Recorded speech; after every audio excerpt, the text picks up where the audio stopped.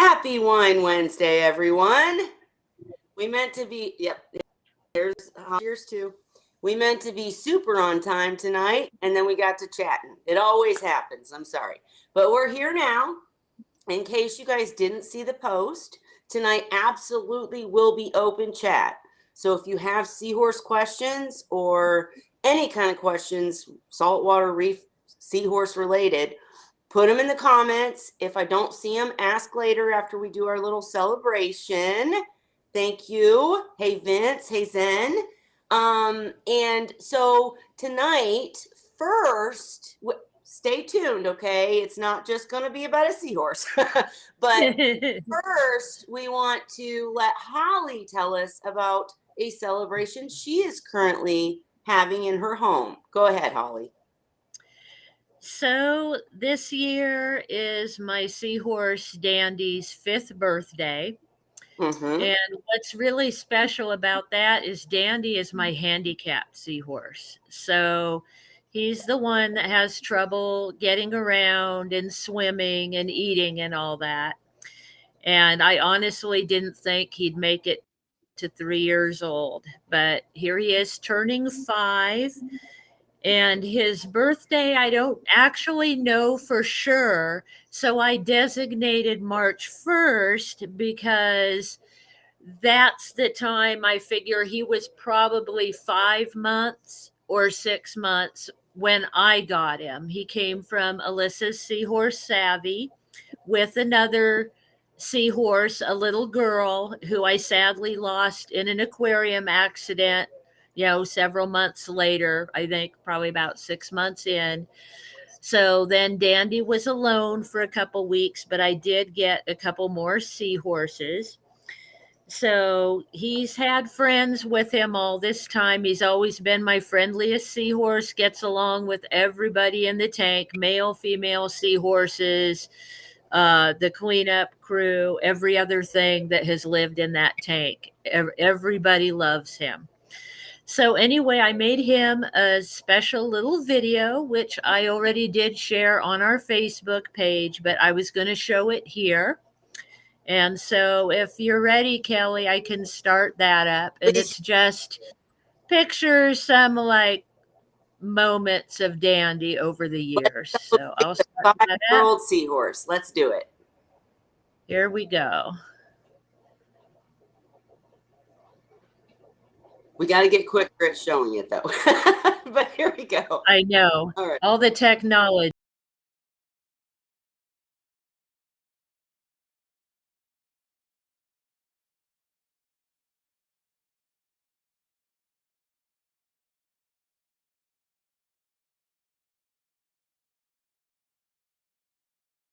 The thing is, I forgot to tell you this, Holly, I think I did, but either way, we can't have the music. Is there any way to cut the volume? It's so cute, but when you do that... Yeah, I can turn it off. I thought we talked about that last week, though, and you said it was okay because it's on the Facebook channel. If I did, I'm sorry, I lied. Because... All right, I'll put the music off. Music, they cut the... Yeah. Turn it off and play it again, and we'll get it going. So sorry, guys. Gotcha. And I'll cut this in the video afterwards. Doesn't even look like we... All right. So here it goes. That's my fault. On me, guys. All right, here we go again.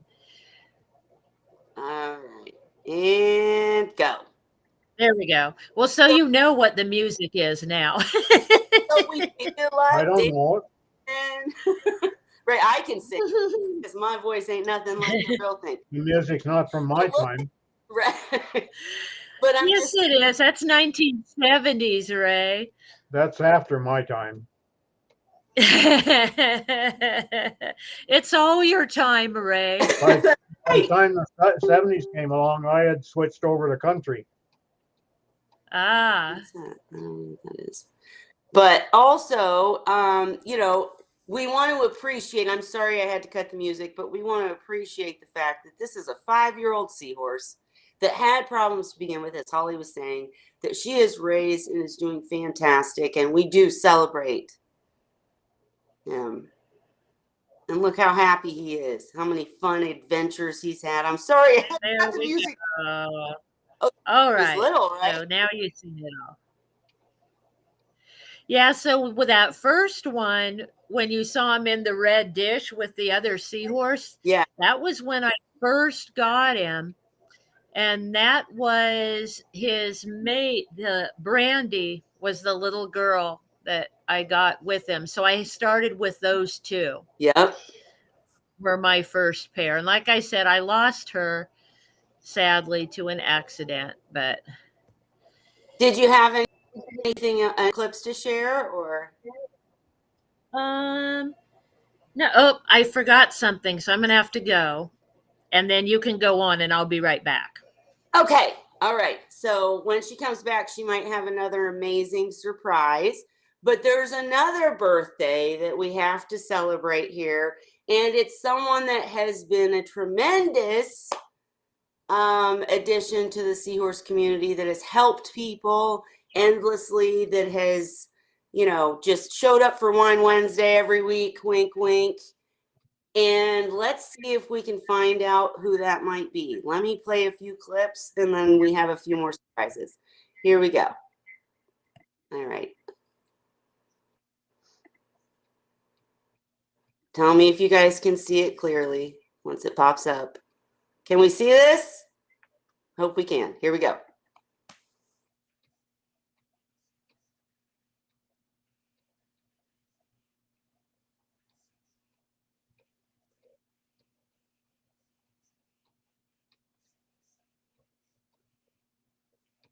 I can see him talking, but I can't hear I him. can't hear it, Kelly.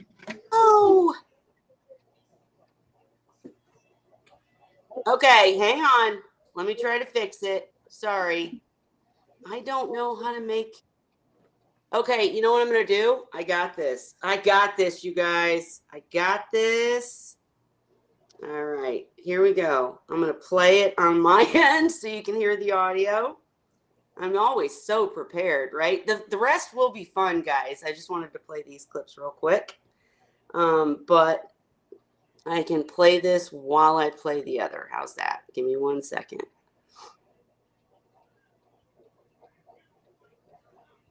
All right, here we go. Let me start it over. And it might be a little skewed because I'm playing audio versus video here, but we'll still make it work. All right. Here we go. Can you guys see them? All right. I'm going to play at the same time. Hopefully it works out. Thanks. All the people in the Seahorse community. Oh, boy. Yeah. The early days.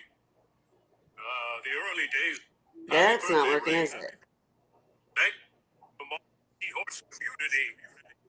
The early days of the Reef Central, the Reef Tank, and I don't know what other forms you were on back then, seahorse.org. But happy birthday, may you have many others. So I know that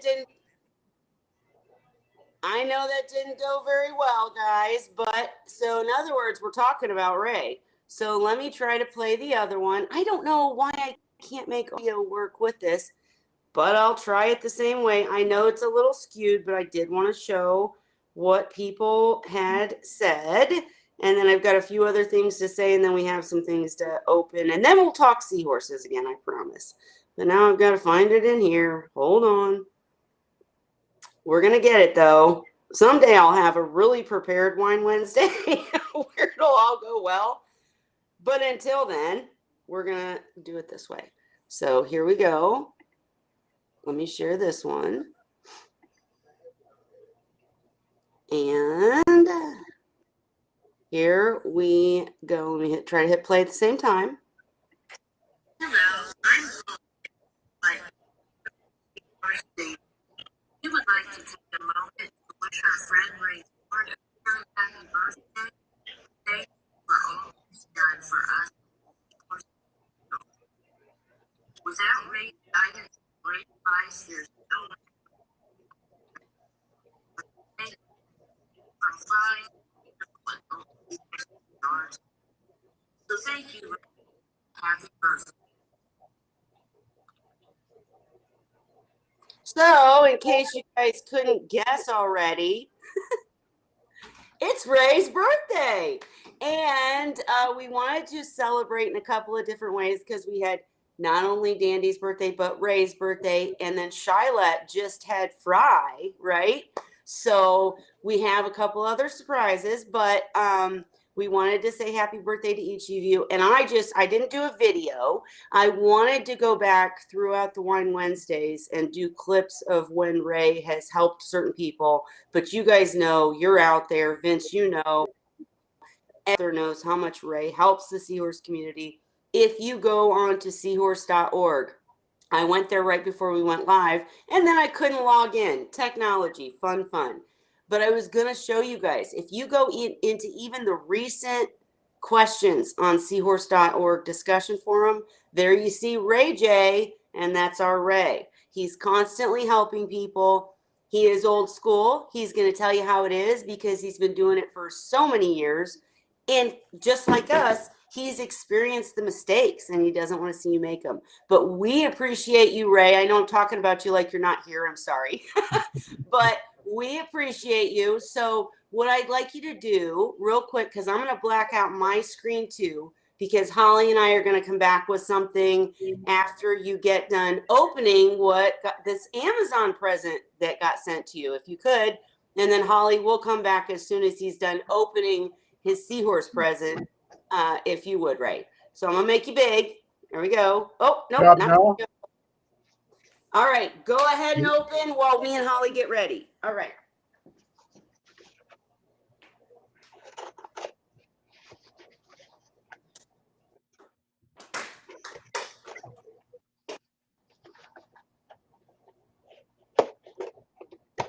I wish I could have you guys.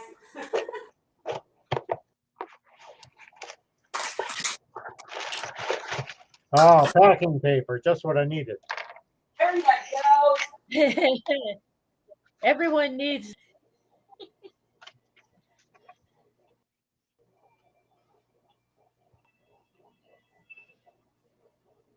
Glass Baron Seahorse and blue coral figurine kitchen. So that is just that's not the real present. That's not the real present, but still show us what it is. It's just a little cute seahorse thing for you.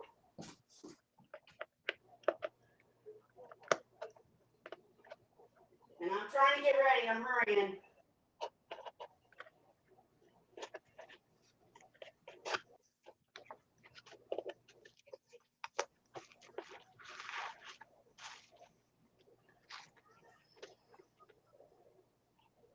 Well, I'll be darned. Is it cute? Yeah. That's I have to adorable. stick it in my wife's curio cabinet. Aw, All right. Now, look Holly, at that. How pretty. I've got all sorts of stuff that over the years I was given the wife. I forget I don't even know how to pronounce it. It starts with S. And I won't know either, but I'm lighting some candles here. Give me 1 second, Holly. And then we'll look at your cake much more detailed. Is there some, Oh, and is there Kelly. some crystal company starts SW something? Oh, Seahorse Whisperer. I don't know this. Geez, that bugs me now when I can't think of it. I never could pronounce it.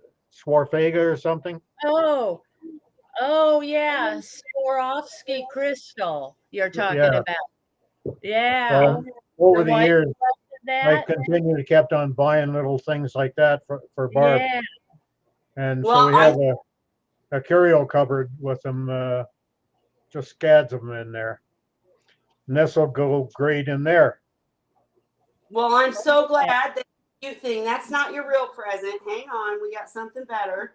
Oh, and Kelly, I was going to tell you, I uploaded that video to my Facebook so we can play it where we can hear it. I can share it from there. You guys still couldn't hear it? After everything. No. But Okay. I uploaded it to my Facebook. I put it on private so I can share it.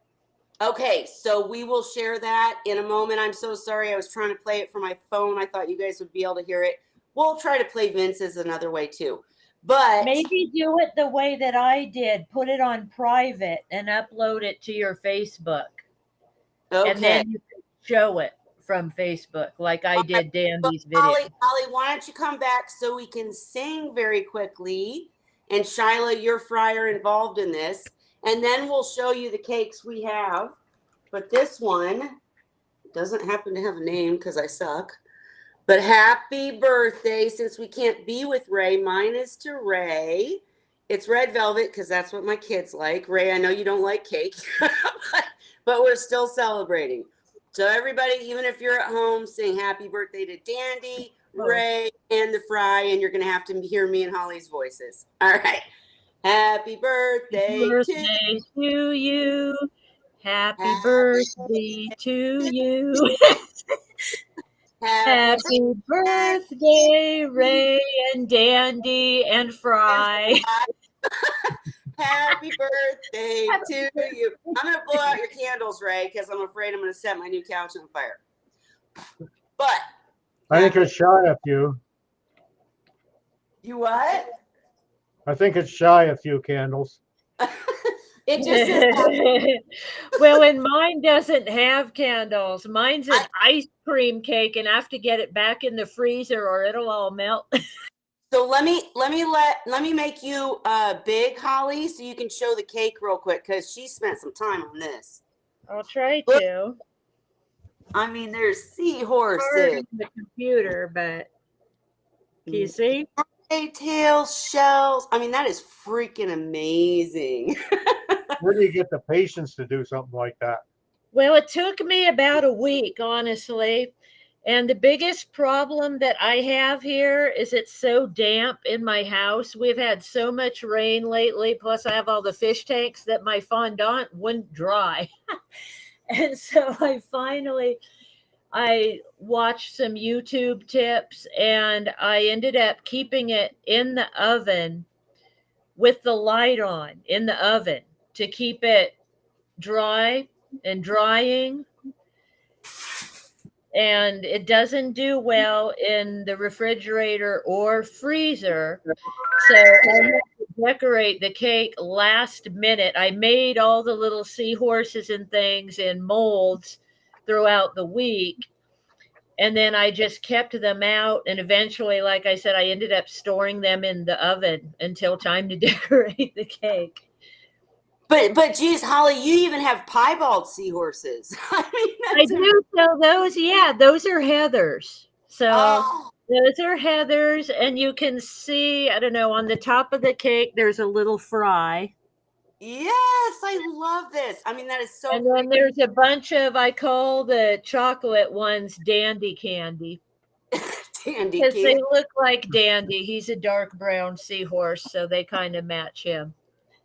But Heather's seahorses are literally on this cake. I mean, like, I wish, Ray, I just want you to know, I told Holly while I was at the store, I said, you know, Ray, I don't think Ray is really into cake, and he makes his own pastries, so I can't do anything creative like you. Should I, like, do a, you know, like a tomato thing? I have a daughter that likes cake. She doesn't like icing. Okay. It works out well when we're together, and if we're having a cake for something, then she gets all the cake and I get all the icing. Okay, well, I'm telling you, even though you can't taste it, there's cream cheese icing on this. Yours sounds yummy. This is actually, I did all the decorations, but I'm no baker. I'm no cake designer, believe me. The cake I got is just an ice cream cake, and then I made all the fondant for it, like I said, throughout the week, and then I put them all on the cake today. What I'd like you to do when we're done here, like tomorrow maybe, you should post all the pictures you sent me as you made the cake. because Oh that yeah, I have a bunch of pictures, so I can put that up on the site tomorrow when I have time. and make sure to share in the group, because you guys, she made this whole, like, I understand she just said, oh, it's the ice cream cake, I just covered it, but everything covering it she made. I mean, she made Yeah. the verses. And that was a labor intensive process. And I've never worked with fondant before, so Yeah. I had a lot to learn. It was a learning process for sure. And so Coral Works asked what we're pairing with our various wine or birthday treats. I don't know what you would pair with ice cream cake, but I'll tell you what I'm pairing with mine in a moment. But Holly, I think that cake is incredible. Please share the details. I And will do that. and we do want to make sure there's time for open chat, guys. We are still here to talk seahorses and answer seahorse questions. We've got some updates and blah, blah, blah. But I did want to show you, Ray. I couldn't get it to you in time.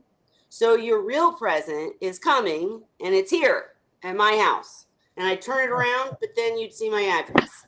So your real present is this, because I'm dead serious. There are so many people in the seahorse community that would not be doing seahorses or be successful without all of the advice that you've given. Oh, I forgot real quick. I do have to share this. Don't forget, Ray also does literal, posts showing what happened to his huge skimmer, showing how it's made, showing how it works, how maybe sometimes it doesn't work. But he has spent years and years sharing, his experiences, helping other people, and we just really appreciate it. So this By the way, is. just to get back to cakes again for just a moment. Oh yes, just a moment. Go ahead. There is a cake I make and I love, and it has no icing on it at all. Okay, what's it called? Cherry pound cake. Cherry. Basically, Oh, that it's sounds pound good. cake, and it's full of cherries, the maraschino cherries.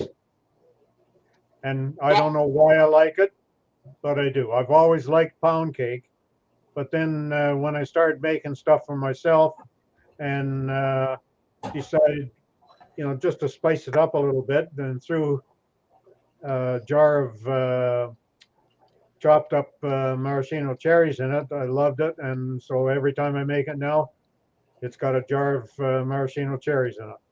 So now you got to send me the recipe, and Yeah, next year, that sounds delicious. better, maybe I'll have the clips ready, guys. Because Holly was like, "You got to have clips ready," and You obviously, have to have a bundt pan to bake it in.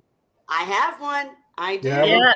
My mom. Oh yeah, I use Try to butter. do it in a regular one, it doesn't cook through properly. Yes. So next year, you guys, you get to look forward to cherry pound cake. Ray's going to give me the recipe, and I'll have it ready this time next year. But back to this. So this is what the Seahorse Whisperer Society community, not just me, all of us wanted to present to you, Ray. And I wish it was with you right now, but it will be shortly. So I'm going to open it. I did peek, but I'm going to open it, right? And this is what was made for you. And I don't know how well I can show it, but it says, presented to Ray Ford, one of the original and best Seahorse Whisperers 2024. And this is a plaque you could put up on your wall or, hide in your dresser if you're embarrassed I've of got it. a spot right here. There we go. Perfect. Thank you very much. We had Yeah. this. Thank you, Ray. Thank you. Yes. And they did the logo like perfect. It's so pretty. Yeah, that's nice. I'm really impressed. I like You did a it. good job. And we wanted you to be recognized for everything you've done for all of us. Bonnie wants the recipe for the cherry pound cake too. But anyhow, Ray, before we jump into like other stuff that's not as important as your and Dandy and the Fry's birthday, do you have any big plans? Anything big you're doing? Anything you want to share? So I just finished off my third bench table combination thing. Just finished that off today. Yesterday I christened the second one that I did, which was just a 2-seat table and a 1-seater bench. But I christened it yesterday because it was so damn hot out, and so I was barbecuing sausages, so I sat and at my creation and ate my sausages outside. I Sweet. love Today, it. today it's love too damn those cold tables. now to eat outside. Right. It's Right. Yeah. windy now, and it was down to 22 degrees. So So, hey, Ray, are you Yeah. willing to share what birthday is this? 81. 81, and this man is not only still helping the Seahorse community, but he's out Yeah. there making really cool benches. I mean, Yes. you're amazing. Well, no, it's a necessity. I've been a believer for a long time with research I had done many years ago. I was diagnosed with cognitive impairment back, maybe 15 years ago. And pardon me here. Hello. Everyone's calling him to say happy birthday. Well, thank you. Hey, Is it? Kelly, you should show that or let me share the video that I did. I muted you, Ray. Go ahead. Talk to your friend. Go ahead. Yeah, share your video, Holly. I would say let me get it ready and then I'll let you know when I it's was ready. literally just 'Cause I messaging you. put it up on my Ready? Facebook. So it should play okay once I find it and get it queued up. Okay, let me unmute Ray. All day long, my family could call me, but no, they got to wait and call. During one. That's What's okay. that? Four have called since 8 o'clock now. Well, I was going to say, anytime you get a call, take it because I can mute you. It's no big deal. I can make you quiet so nobody hears your conversation. Oh yeah, well, I could do that too. Yeah. And I'm letting Holly play her video that she made for you. And I will just say, I didn't have time to make a video, but seriously, I'm saying this to Ray, but for everybody to experience, like some of the things that he's called me on have helped me save seahorses. Some of the advice he's given about everything, feeding, flow, like you realize, even if sometimes you're like, ooh, Ray, you're calling me on my shit again, then it's like, oh, thank you, Ray, for calling me on my shit again, because now my seahorses are I'm doing like a better. broken record. I never stop. I just keep saying the same things over and over. But that's why we thank you, because you make a difference, a serious difference. So I wanted to take time to really say that. And I think Holly said that too. Do you have it ready, Holly? Just about. My mouse isn't working well, so that's why it started without me. That's fine. And So guys, hold on a minute. Maybe I it don't got know caught what's on the going mouse on. trap. I would say, guys, anybody out there, I really appreciate you being here for our birthday celebration. I did want to say, with the ice cream cake, I think I would, no, you know what? I'm going to take that back. With the ice cream cake, and the red velvet, I would absolutely do Pinot Noir.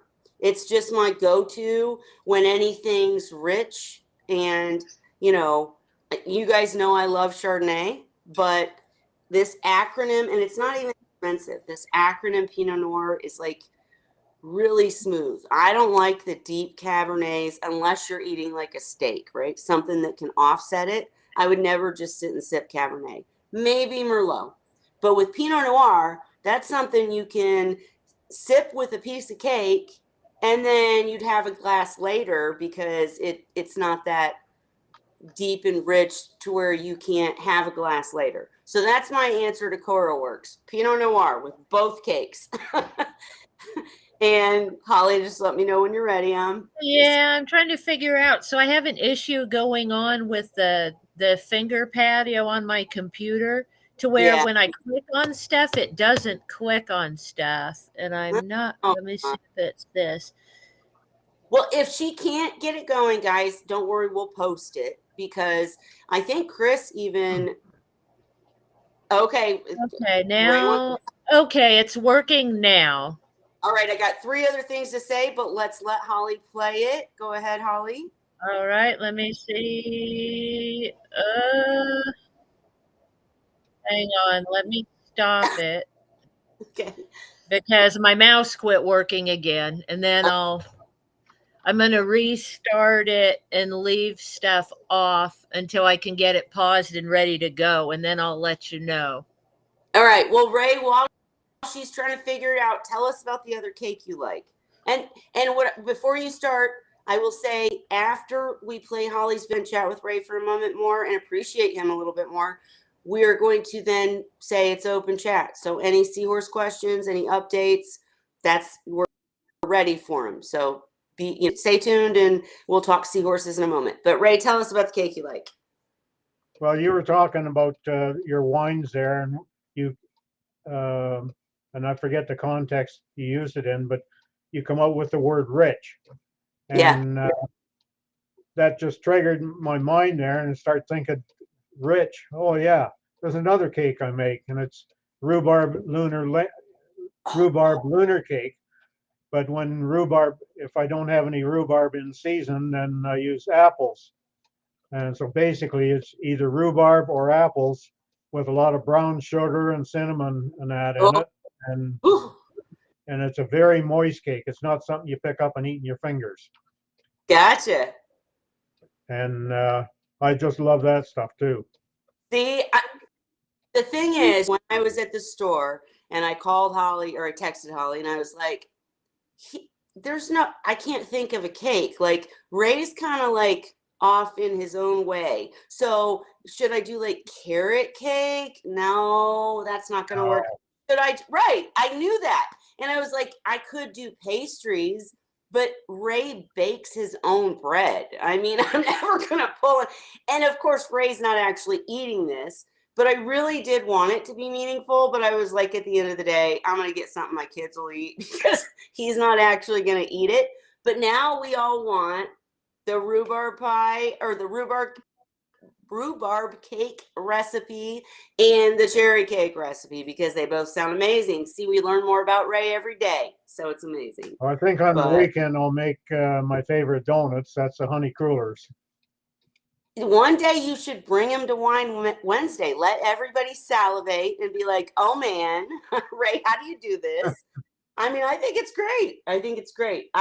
So many times he tells us after Wine Wednesday about stuff he's baked or stuff he's made from hand. And I'm like, yeah, I definitely don't have the time for that. But oh my God, that would be so amazing. So I love hearing about it.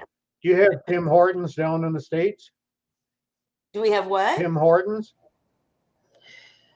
They're a donut coffee shop. I don't think we do.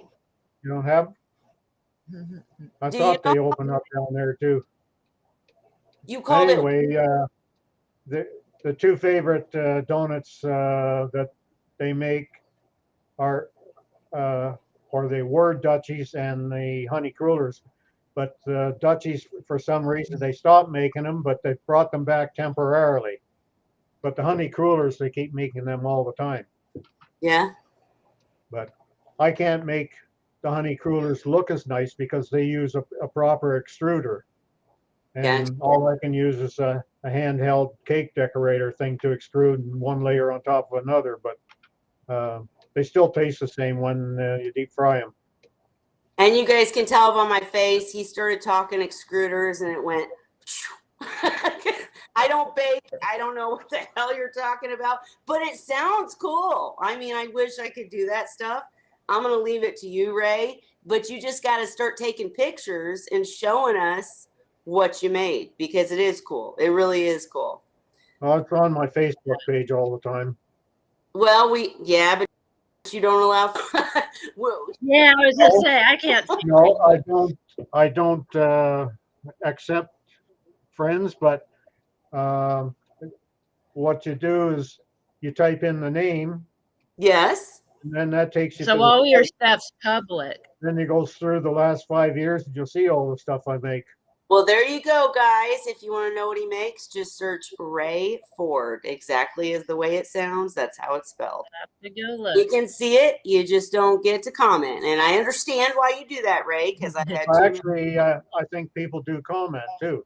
And still, well, goodness. Well, you're. Yeah, I think probably you have it set on public then, right? I don't know. I don't understand much of that. Probably public so anyone can see it. On Facebook, it was meant to be able to connect with my siblings, because Sure. I've got a lot of siblings, and none of them are in London. And but then with the Seahorse community, people kept on sending friend requests, and I keep accepting them, and I got up this ungodly list of people and that. And then whenever anybody posts anything, then it would show up. Yeah. And Could be for the anything. most part, I don't want to know all You the wanna stuff see that's all that. happening in their lives and that. Okay, Yeah. so if I find out specifically on the Seahorse related info, that's fine. But there was too much other stuff that I didn't have any interest in. Get it. Yeah. My boss was interested in seahorses, and he was like, "Well, maybe I'll follow your Facebook page." And I was like, "No." I'm like, I wanna see "Facebook, everything. you're gonna see my kids and my trips and the food I make." Yeah. Join You need the like a group, different right? page for every subject. Right. So Yeah. I totally get it. Nobody's saying anything's wrong with it. Just if you want, if you're watching this and you'd like to see some of the things we've talked about, his name's Ray Ford. Search it up. Be very nice on his comments, or I'll come to get you. I have one of my I sisters. think I got this figured out now. Okay. But I have to control it a weird way. So if it does something weird, just to know what it is my mouse pad's not working right. So I sometimes have to use a letter or hold down in the corner of it and click or do something weird. But I think I figured out enough to make it work. All right. Go ahead. All right. So I think Ray, I have to click this way. Go ahead. And from here, oh, come on. I wonder if let's see. See, I can't hit the share button. Let me try right quick. See, it's not doing a share. Let me highlight the thing. From Restream, though, you should be able to just pull it up and share. No, what it is, it has nothing to do with our program. See, I can't even get out of this. It has to do with my computer. The mouse pad, touchpad is not working. I get it. Okay, well, what else? Now I have a big old thing that I can't close. So I'll tell you what, I'm going to shut this down and try to come back in. Okay. And then I have, if I need to, I can go to my computer bag and I have a separate mouse that I can plug into a USB, right? So I can control things. I mean, you absolutely can do all that, but I would say if we can't make it work, Holly will post it, and then you can absolutely go see it on Facebook if we can't make it work here. But go ahead and try, Holly, if you'd like. That'd be fine. Well, I can't even turn the computer off, so hang on. I gotta figure that out. No, right. It won't. Oh, I know. Let me grab the mouse. That way I can have some control. No, I can't do anything because I just have a pointer that won't click on anything. So Gotcha. I'm gonna run and go try that.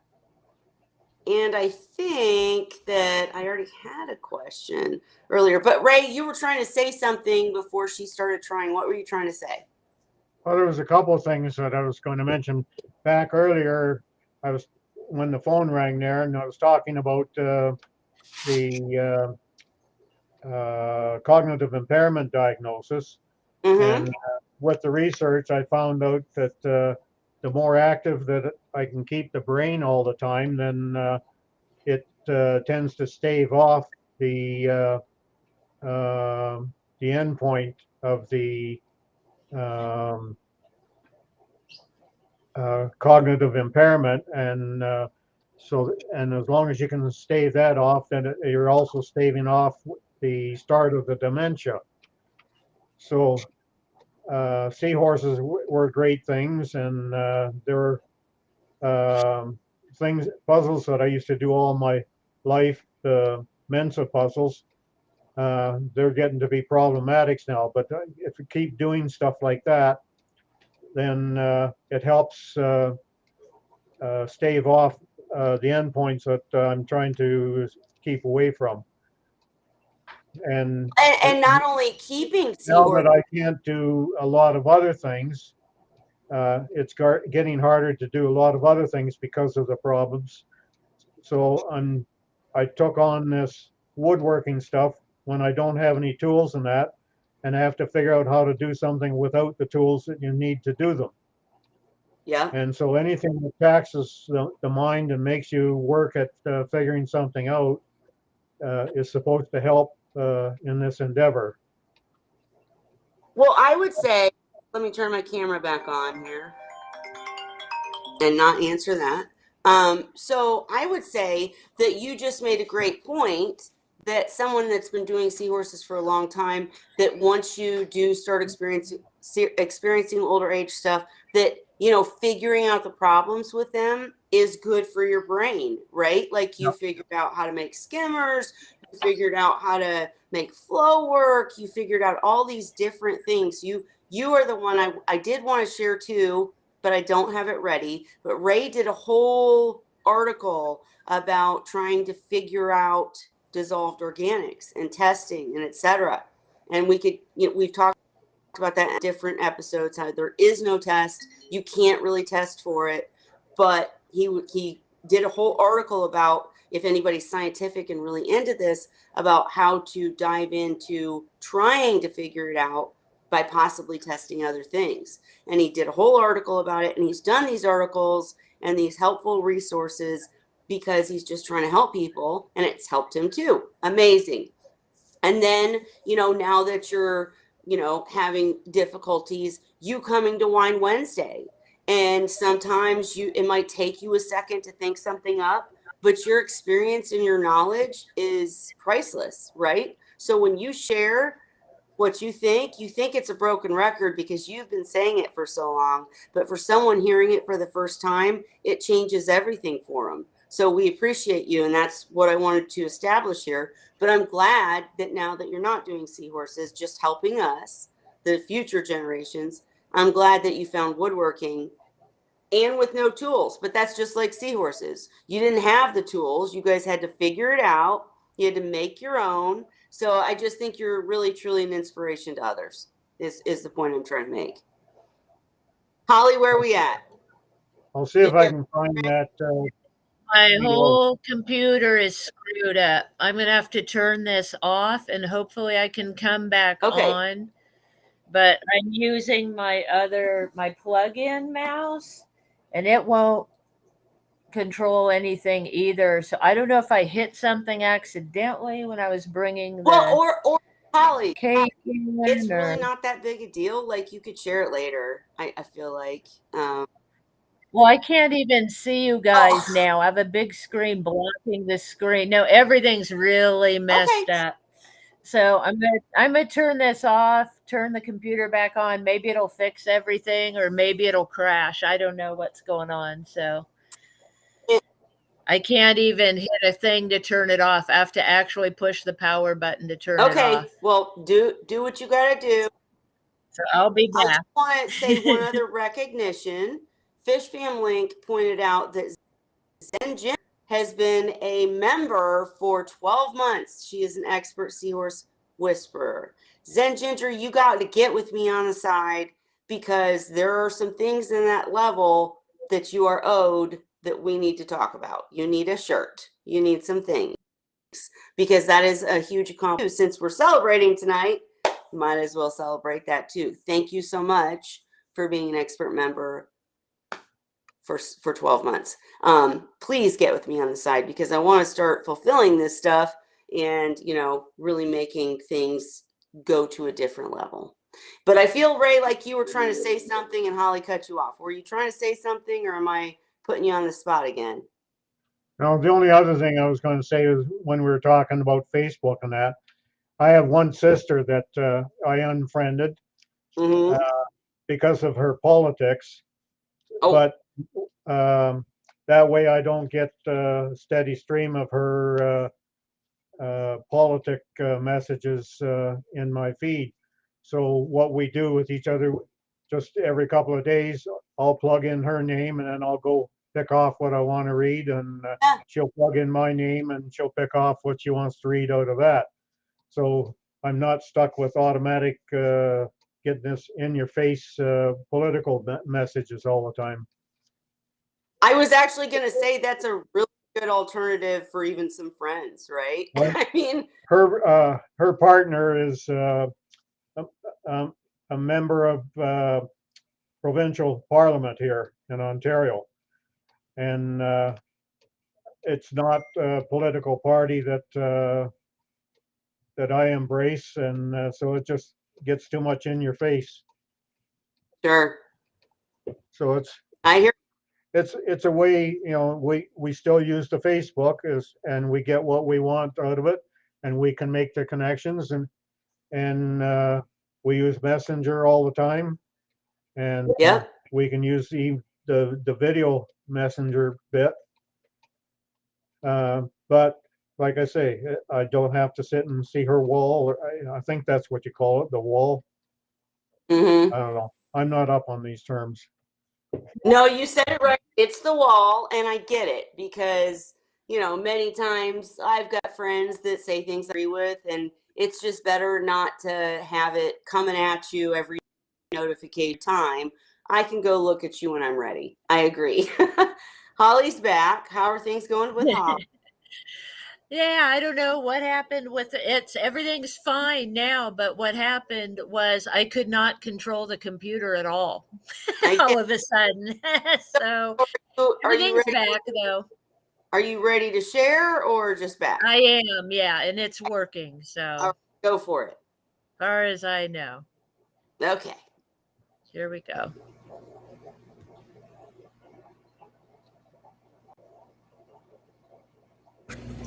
Hello, I'm Holly, and this is my big, beautiful seahorse, Sadie.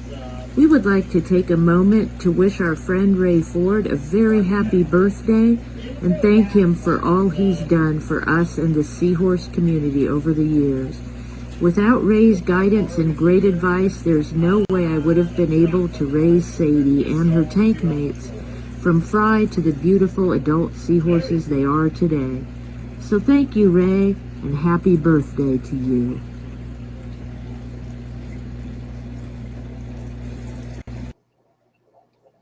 Love it. Love it. Very beautiful. Well, thank you. Thank If you. I Ray. tried to do something like that, I wouldn't have a clue where to start, how to do anything like that. Well, Well, I had to learn. It wasn't easy, I'll tell you. Yeah. The other thing was Sadie wouldn't cooperate. I originally wanted to have me in it with Sadie in the background, but I couldn't film her, me, and talk all at the same time. And then in the end, I had to do several takes because she kept leaving the picture. She I would say cooperating, or she'd turn her back. I'm going to give myself 10 seconds kudos here since we're celebrating things. And I would say when you guys watch my old videos and you're like, ooh, that's the audio's not perfect, or this isn't, please remember what Holly just said. I at least pulled it off, okay? I at least It ain't easy because it's not easy. Should mention too that that link you put up there Yes. for my page there, that if anybody is interested in organic testing, then they could look at that, and maybe especially if it's someone that has been in the hobby and done a lot of testing. And specifically, it doesn't have to be seahorse hobby, but if you know a lot, especially if you're chemically inclined, you may be able to read through that and then trigger something that will give us somewhere down the road a test that we can use. That's what we need. As he said, anybody out there, please use that link and then add upon it, right? That's what this community does. And we do need to figure out a way to test, I wouldn't say test for organics, but to follow in what Ray has started. It's the dissolved organics, and it's not because we know absolutely for sure that dissolved organics are the problem. We know that when dissolved organics are a problem, that synonymously our seahorses have the problems as well. Exactly. It could be the DO that's causing it, or it could be something else that is bad at the same time as DO. So, But if we figure out how to test for DO, we could figure that out. yeah. So I mean, yeah, that's if it. we can test for DO, other than the current way, you have to send it away to a lab. And by the time you get the results back, first of all, you pay an arm and a leg for the test. And then second of all, it's probably too late to do you any good anyway. So if we, But anybody who's interested in this stuff and, you know, keeping seahorses and interested in helping the community, please click that link, read what Ray's done, what he was working on, because I think, Ray, the problem ended up with you is that your tanks were so that you weren't getting any reading, right? yeah, I wasn't getting readings, although I know for sure the test works, because if I induce the dissolved organics into the sample size, then I can test it. Mhm. But I could never ever get it, even if I left my tank for a whole month without doing anything to it. I still couldn't get levels that were high enough to be able to detect. So when you get so good at seahorse keeping that you can't detect levels, it won't work. So we need some newcomers to read that article and, you know, build upon it, do your testing. But that information right there is why Ray Ford is one of the original and best seahorse whisperers, right? Okay. Yeah. All right. Sorry, I had to pull it out again. All right. So anything else, you guys, before we jump to open chat? But again, we just appreciate you, Ray. And I hope that newcomers do click on the link. It doesn't matter if you're even in reef. Well, I guess it matters if you're in reef keeping. But the idea of testing for dissolved organics is one everybody needs to figure out. So I would say click on it, read it, build upon it. But did we? And again, I want to just point out, I could never do the cake that Holly did. She did such an amazing. I don't feel like we spent enough time on it. I'm sorry, Holly. I don't know that I could do the cake that I did. Right. Hey, please make sure to share those pictures in the group too, because they're freaking amazing. Like here I am with some freaking, you know, handmade. I cut it in half on purpose. Right. And Holly makes this ridiculously cool seahorse cake. But I appreciate you, Ray. It's just, you know, I suck. But anyway. You know, I don't think I've even ever tried to make a regular cake. Yeah? Really? I don't think I've ever tried. My family likes cheesecake, which is not regular cake. And they like red velvet. So you got red velvet because I know the kids will eat it. So I don't, because I don't need any more cake in my life. I have a cake recipe that Ray might like when he was talking about what he did with the cherries and everything. Yes. I make a pound cake. Holly, hang on. Before you finish, I was going to say you have to go back and watch this later because he was talking about a rhubarb cake too. But go on. Oh, wow. Yeah. So I have a cake that I make. It's like a pound cake. I make it in the bundt cake pan, and it's a whole orange cake. And what you do is it's like your basic cake recipe, probably the similar recipe you would use for your cherry cake. But instead of the cherries, what I do is I put a whole orange, peel and everything, into a food processor. So it's all chopped up, and then I mix it in the cake batter, and it makes an orange flavored cake that's just to die for. Orange cake. Orange flavor. Yeah. I think you That can might do take it. some getting used to. Right. I think you can do it with lemons too. I've never tried that. But you put the whole orange. What I do is I cut the orange in sections, peel and all, and throw it all in the food processor. And then I mix that in the cake batter, and it's delicious. Everybody I've made it for says it's like the best cake they've ever had. It's just amazing. Well, I and mean, it's so easy. You're using real fruit. I mean, of The course. whole orange, yeah, juice, pull the whole orange in it. as I've gotten into more of the Delicious. wine pairing with foods, I know that the real recipes, the sophisticated recipes, they all have you doing I can't even think what it's called now. Listen to mine, cognitive impairment here. Zest. That's it. Yeah. The zest of because that has the most flavor. I That's believe the idea. That's what you get. But the thing is, the food processor does it all. And I don't even use like a fancy food processor. I have a Ninja, right? The different attachments. So I throw it in the Ninja. And I think I saw that recipe somewhere in a magazine or online or something. And I love orange flavor. Yeah, I love citrus. And so I'm like, well, that sounds good. Let's give it a shot. And oh my gosh, it's so good, and it's perfect for breakfast because it's really thick. It's like got a lot of fiber, because it's got, like I said, the whole orange is in it. Right.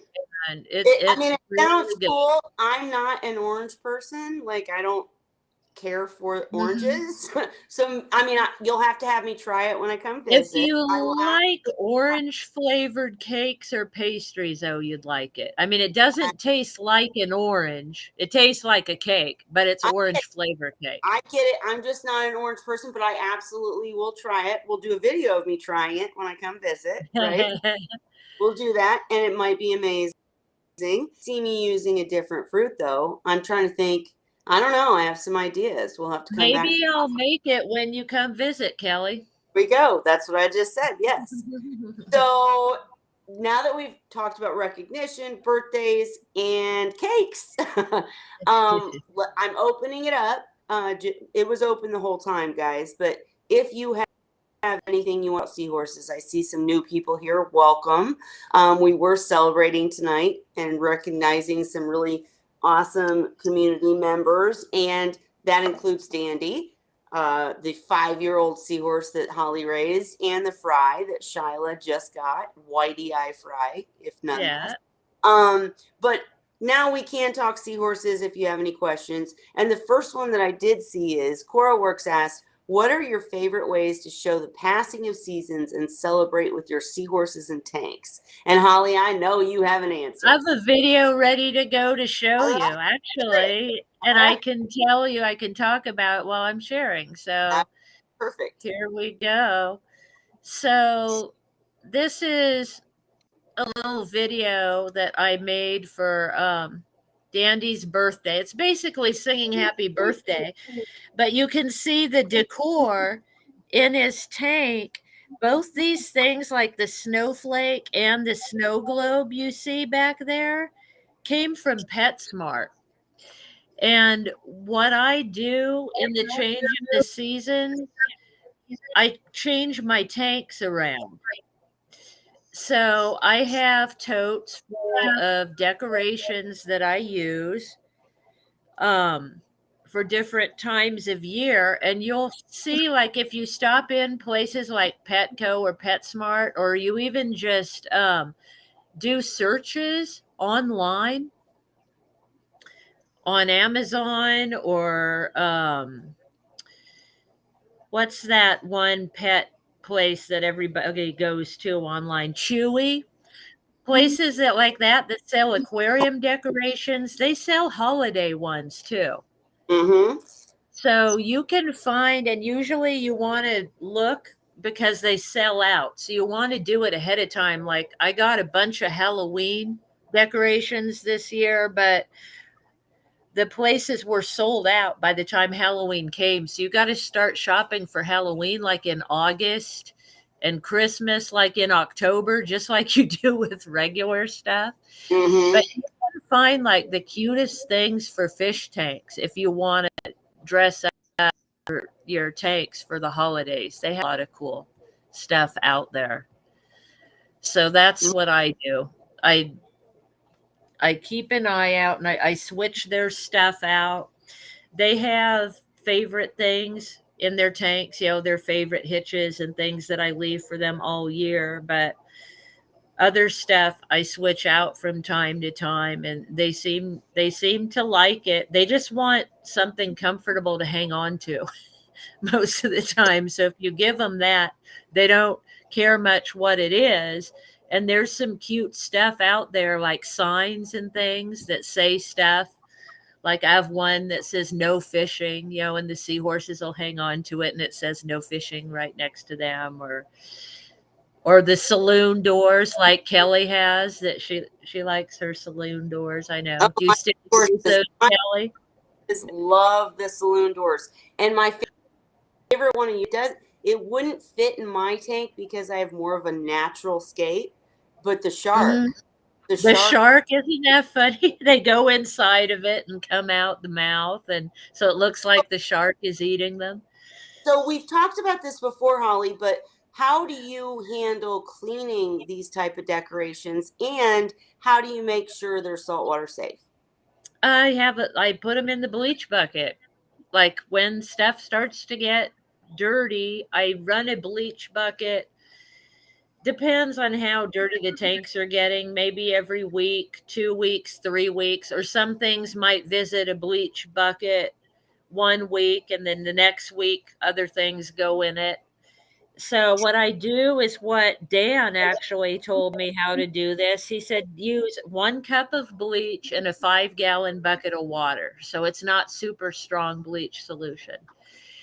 And one thing I learned is like the feeding stations that you can get that are actually made on a computer, Mm-hmm. you will not put those in the bleach bucket for long. They get 2 minutes because it'll cause them to bend.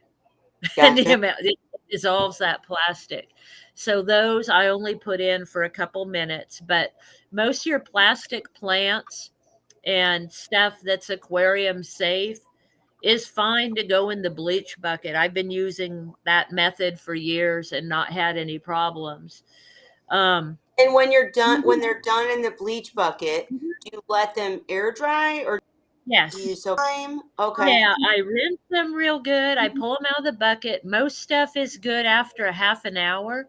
Sometimes I'll get like some of the resin type decorations if they get a lot of algae on them, like if you go a long time in between and it's like set in algae, you might need an hour or two, for them to soak.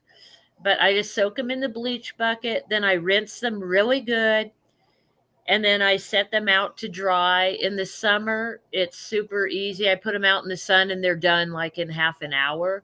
In the winter, stuff takes longer. So I'll put it to dry next to my wood stove, or sometimes I get out the blow dryer towards the end and just make extra sure. Some stuff might in winter take days to dry. So, I mean, I have totes full of decorations so I can swap stuff out and give them something else if something's going to take a long time to dry. And the only point I would make is anyone taking this advice, this is very good advice. Bleach is the best way to clean artificial Mhm. ornaments. But if you're nervous about it, because I always was, even my Mhm. socks, I'd wash them in bleach, I'd dry them, and I'd be like to my kids, does this still smell like bleach? I said, still bleach. It's been through the dryer, but it's still got bleach on it. I So don't even use the dryer for the socks. I just hang them to I dry. know, and what I'm saying is you probably don't have to, but if you're ultra careful like me and you're just nervous about it, the step that you can take is after the bleach bucket, after the rinse, let it dry, or even don't let it dry. You soak it in prime for 24 hours. And I don't Mhm. mean like straight prime, that would be too expensive. Mhm. But as you look at the prime bottle, it says, a cap for so many gallons. I can't even think of it now.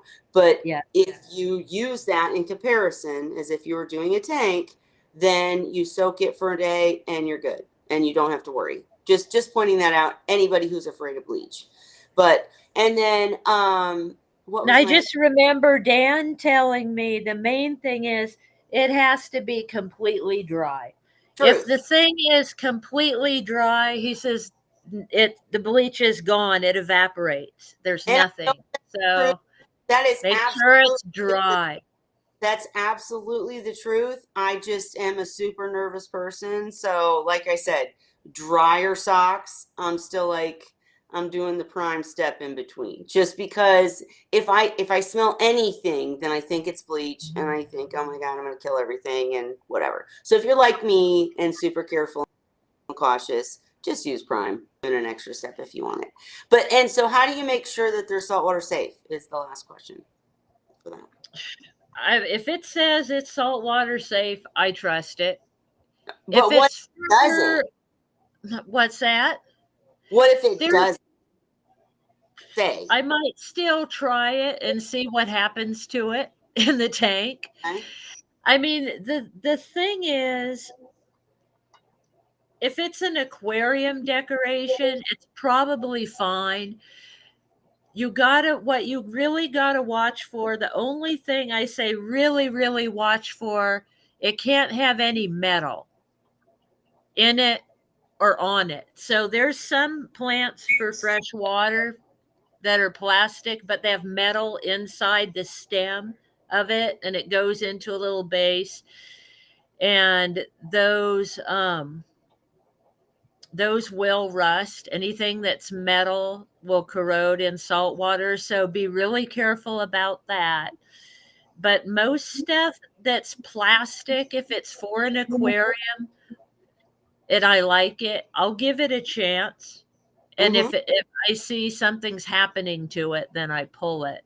But honestly, in all the years I've been switching out all this stuff for them, I haven't had any issues with the decorations. Other than that, some of them are not very bleach bucket friendly. And you'll notice that because the paint or whatever will come off after it's been in the bleach bucket. You'll notice it fading or whatever. But most of the stuff that you see all the time for sale is so cheap that I'll just get a new one. That, like the saloon doors, I don't know if you've noticed. I noticed on my saloon doors, the paint comes off I have after paint coming off. after the bleach bucket, not in the tank, but it'll grow. Like mine started growing green out. It was turning green in the tank, so I put it in the bleach bucket.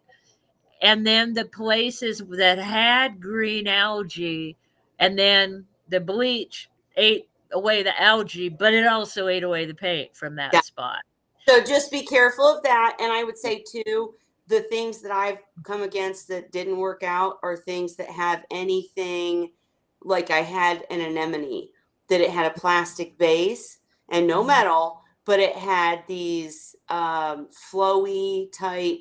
It wasn't plastic anymore. It was some sort of, I don't know, but that did not work in a seahorse tank. It did not work in saltwater. So just, like Holly said, be aware if you buy something, either call the company, or if you just chance it, then, watch it carefully. It might work or it might not work out. But most stuff, I'll say, honestly, I'm not too worried about stuff leaching into the tank because it's not going to be there long term. Sure. If you're having a problem, you pull it. And I think like most stuff, I mean, the thing is like everything these days causes cancer. When you read about, it might cause cancer and whatever. The seahorses do not have a long enough lifespan, I think, to where you're going to see them getting cancer from something that causes us cancer. I don't think they're going to get cancer. I'm not saying that, but like when my anemone started disintegrating literally in the tank, and I realized it, then I wasn't worried about them getting cancer. I was worried about water quality. Other stuff, right? Yeah. So just, I'm super careful. If you're not, that's fine. But if you are, then, just watch carefully. And if you see something, immediately pull it. And pull it out. Yep, that's all I got to say. Ray, your answer was what? You don't have time for that crap? For what? The cleaning? No, for the decorating for season change. The holiday decorations for your seahorses. You got to be kidding. Yeah, I knew it. So to each their own is what I would think about that. I Cheers think to that that. Holly's pictures and what she's done with her seahorse tanks is amazing. I also think that what Ray has done with his seahorse tanks is amazing because he brought us into the capability of being able to keep seahorses in tanks. So it's Yeah. just what you're trying to do. If you're I breeding, just give them one season. That's all they need. Yeah, they don't Right. care. Like I said, they don't care where they're sitting. They're not thinking, Right. oh, this is a cute snowflake. They're thinking this is a Right. nice place to sit down. I would say I think that the snow globe thing that you have, I still want to get one because I think that's interesting. Seeing They whether are interested in it. They well, like because it. they think it's food. Come on, man. I But don't think that. So I think they can tell because they've never treated it like food. They haven't acted like they think it's food. They just like to watch it. I think they like the light. Maybe it's warm because sometimes I don't have the air on, but the light is on, like while I'm feeding them or doing something else, mhm. like cleaning the tank. I'll turn the air off while I'm cleaning, but the light in the globe will be on. And they just want to sit by it. I don't Like know. I need it if I leave it on at night because I forget to turn it off. Sometimes their tank lights are off, but Mhm. the light of the snow globe's on. And like I have pictures of Sadie just sitting next to it in the early morning, just as if she's sitting next to the fireplace or something like we do. I'll have to get one and try it out. But again, I would say there's lots of cool stuff like that you can put in your seahorse tank if that's the way you want to go with a seahorse tank. If you're breeding or if you're trying to pair off seahorses or if you're more focused on, extension of seahorses in any way, then, maybe you're not into making a really cute tank. Totally depends on what you want. If you have a natural scape with macros and coral, or not coral, excuse me, and rock, then maybe you're not into the artificial stuff. Mhm. Totally fine. It's what you want. To each their own. I would say too, really quick, it looks like we had, and I didn't mention it soon enough, I'm sorry, but we had CAR, Aquarium Talk TV, on here. Really nice that you dropped by. You ever want to come on the show, we're here to have you for sure. And we had Shady Grady, and we had Jeff Kane, and we had a bunch of people in here. I'm sorry I didn't mention your names earlier. I was celebration, but we're so happy to have you with us tonight. And I think there was another question. I'm trying to find that. Bonnie says she wants that cake. Yours, Holly. Well, if you were here, you could certainly have some because I'm probably not going to eat that.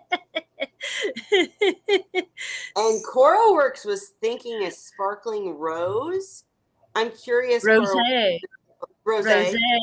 Excuse me. I'm curious if you're thinking for the red velvet or the ice cream cake, because I have some difficulty with that.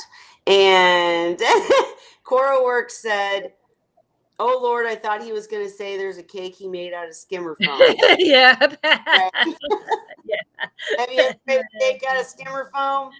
Maybe I could make one for the seahorses out of it. There you go. Yeah, the feed it to- seahorses need a cake.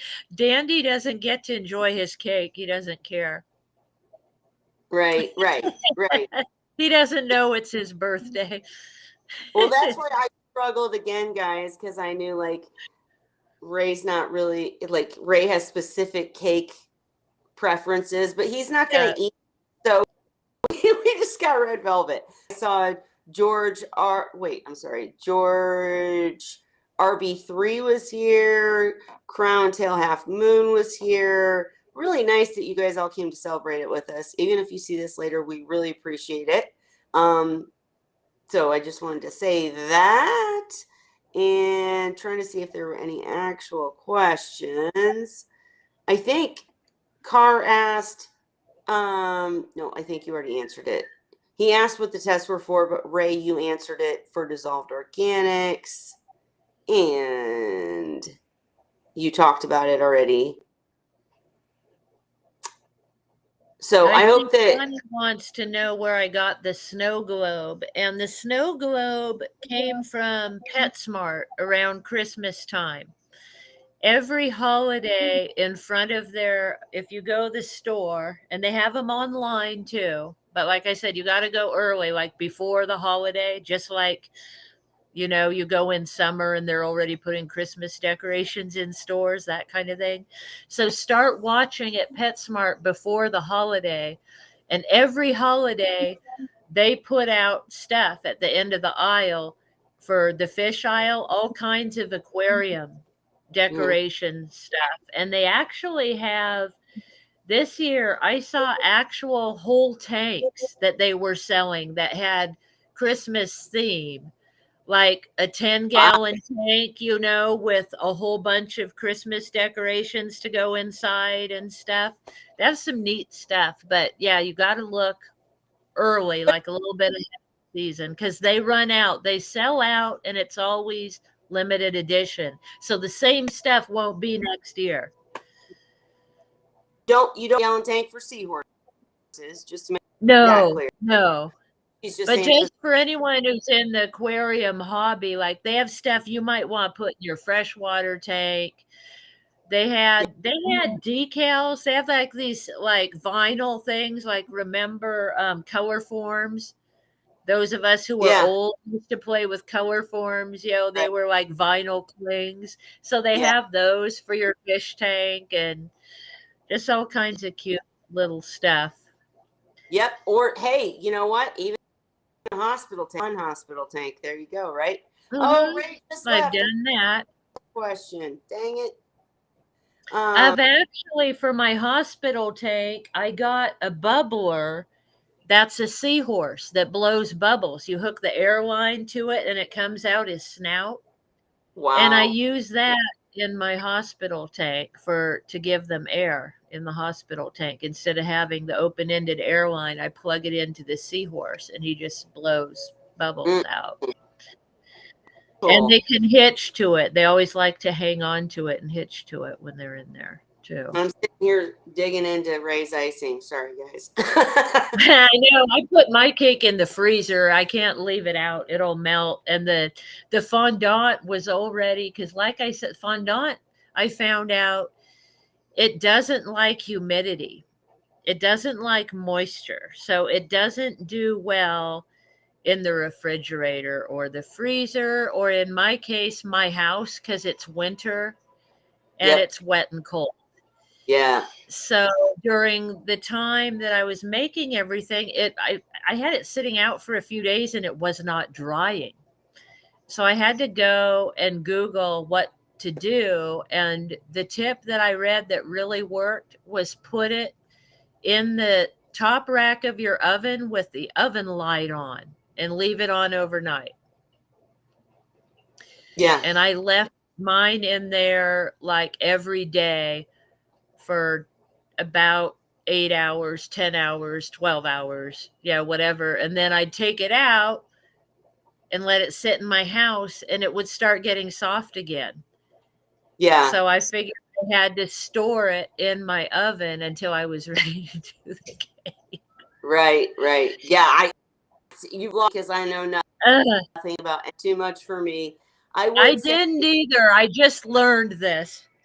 Well, I wish I had my sister-in-law here that actually does cake decorating, real cake decorating stuff, because she probably would have done a beautiful job, but you did a beautiful job. I'm not that artistic. I think you're very artistic. I think the cake was freaking amazing. I wish I could have done something like that. And not jumping topics here, but Bonnie said she bought some Halloween tank decor from China and it said safe, and then the paint flaked off. So again, yeah, you just watch for stuff like that and pull it immediately for sure. And I've had ones, like I have one right now that it's like partially colored and partially not right now because it comes off, like I said, in the bleach bucket. But yeah. Yep. And then Ginger went back to what you were saying. Sorry to jump around, guys, but nope, it's like sugar paste, like a marshmallow, and will melt or get really sticky. LOL. Yeah. But Holly, you need to post pictures of you eating the cake because we want to see I how have to that cut goes. it. Yeah, I have to cut it.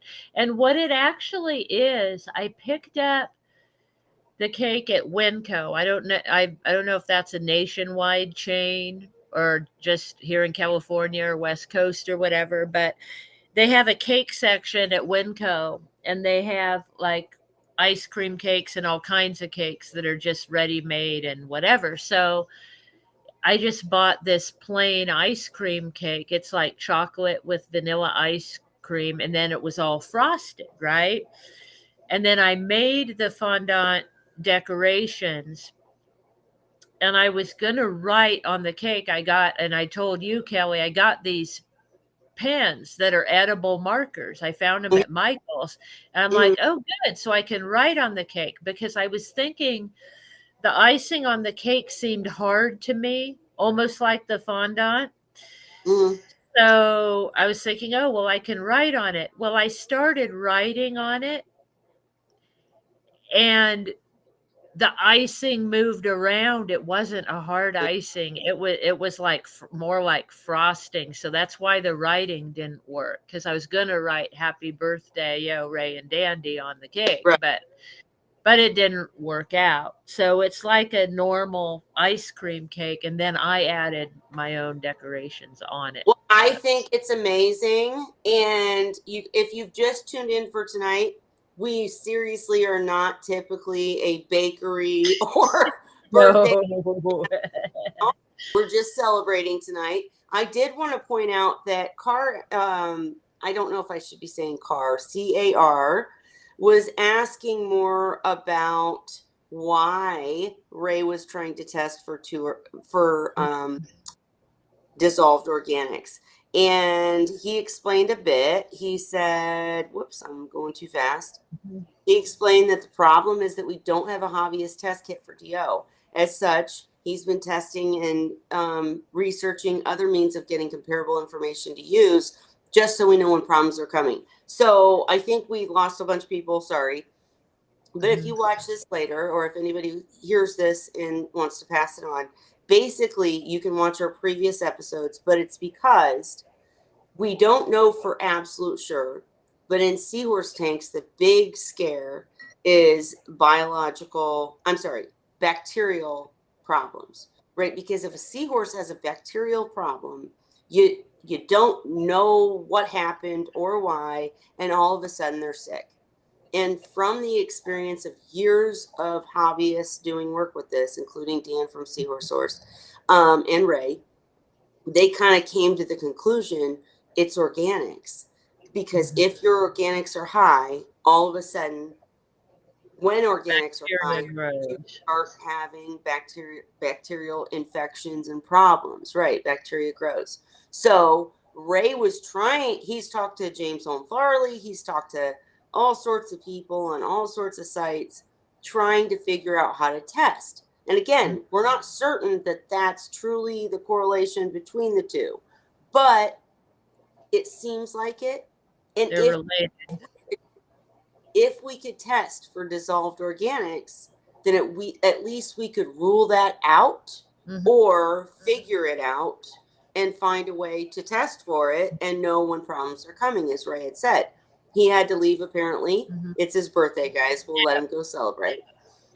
But if you have more questions about that, I would say jump in the group and ask, or jump in next week and ask, because Ray could give you a detailed explanation about why he was doing it and what the causes and things are. It's not really that, oh, you're feeding too much or anything like that. It's like something's wrong.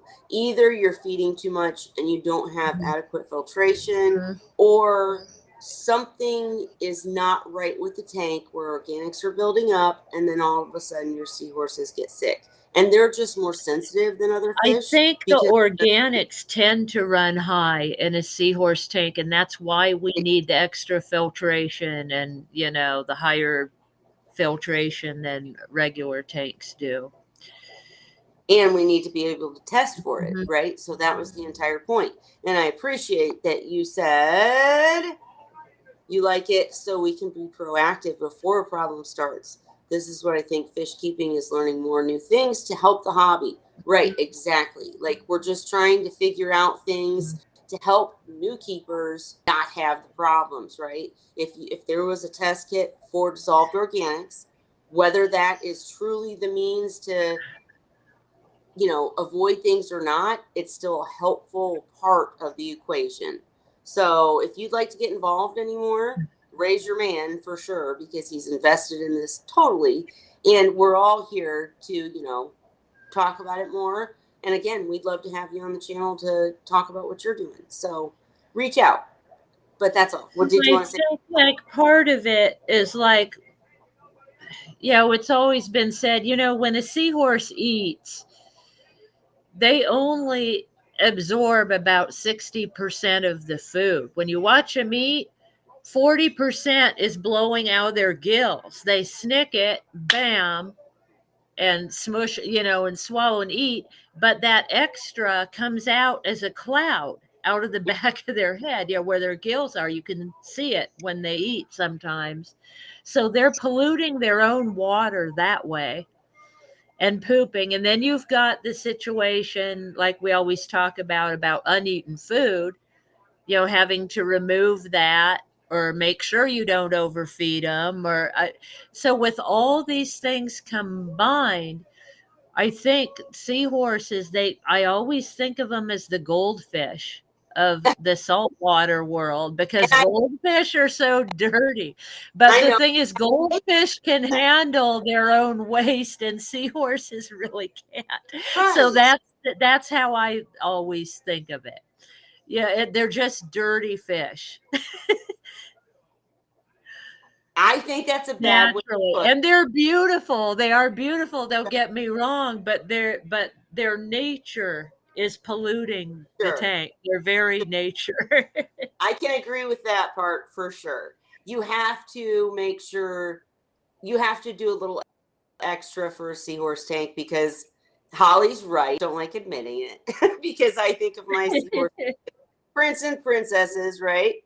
And they look Yeah, like it. They look like it, but they are, as she said, pushing matter out their gills every time they stick, and like half the food's going back into the water column one way or another, right? And so that's not how most fish operate. So with a seahorse tank, you have to really care about filtration and really care about organics. So all I was really saying is it'd be cool to talk more with any experienced hobbyist, even if you're not in the seahorse realm, even if you don't understand why it's so important to the seahorse community, to have that conversation about, actually figuring out how to test for dissolved organics would be really cool. That's all I was saying. I don't think I missed any other questions, did I, Holly? I don't know. Ray nope. left us, and he was the star control. So, but Yeah, what?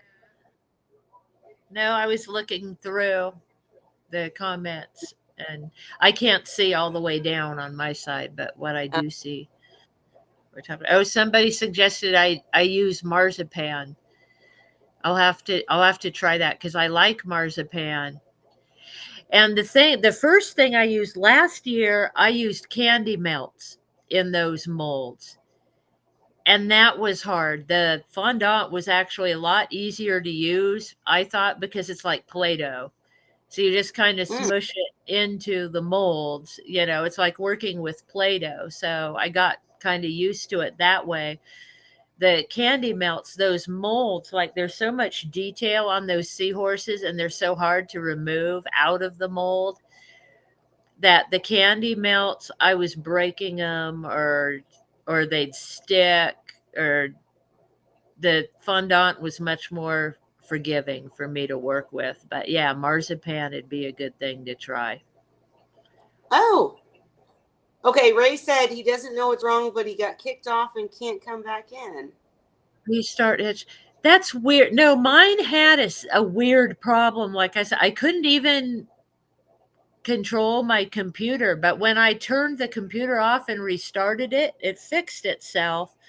But like it was telling me, like in order to mute, I had to press M. To disable the camera, I had to press V. And then when I tried to go to another page, like to share anything or whatever, Mhm. it wouldn't let me click on stuff. It my whole computer was messed up, and I had to restart the whole thing. So Well, I just told Ray to try restarting, but if not, I'm honestly not going to keep it going much long. Always go 2 hours. I keep saying it's going to be 1 hour, and never is, because we just love talking to each other, which is fine. But if we can't get Ray back in here, just don't forget this part of this was a celebration for him. Again, we had him a plaque made showing that he is, lighting is so bad, guys, but that he is one of the first or original and best Seahorse. I really like, I think this turned out so well. The logo looks yeah, good. I like it. I really do I too. like it. I'm really proud of it. And I'm proud of him for everything he's done for sure. So, and I would say, let's say, if you can't get back in, of course, be back next week. This was your celebration. It's over, buddy. No, I'm just kidding. We'll celebrate you every week, but you will get the plaque in the mail, and we just appreciate you in general. But Bonnie said, I heard from someone else that they had trouble with sponges as they absorb the organic material and it rots within the sponge in the filter. So I think that's like a really good topic for another week. We can't go too deep into it because we can't get Ray back in here.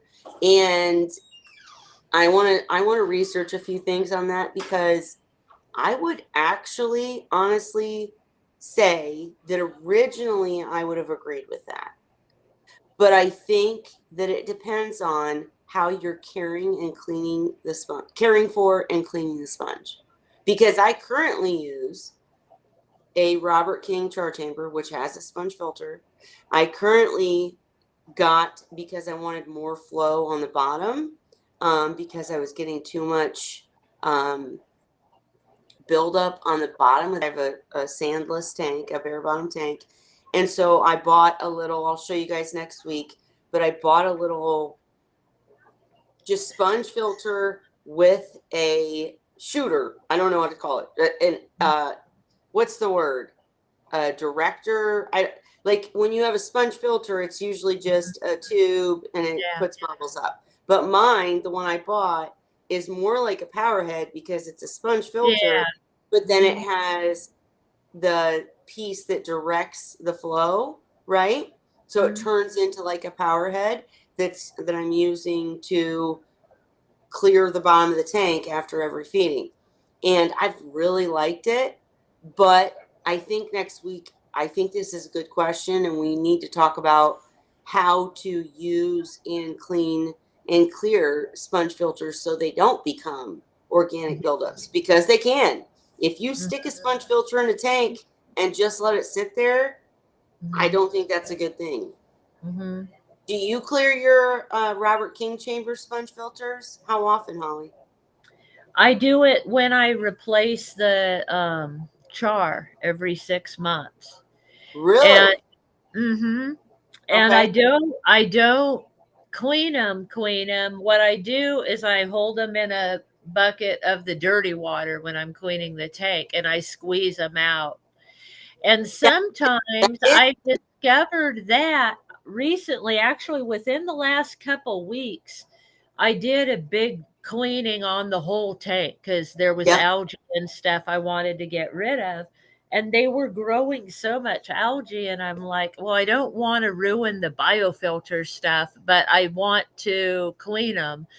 It's a So I took a toothbrush and okay. just scraped the sponge without squeezing it. I held it in the bucket of dirty water, and instead of smushing it everywhere, I went Right. with a toothbrush, cleaned it, totally cleaned it, got off all the algae, and they were fine.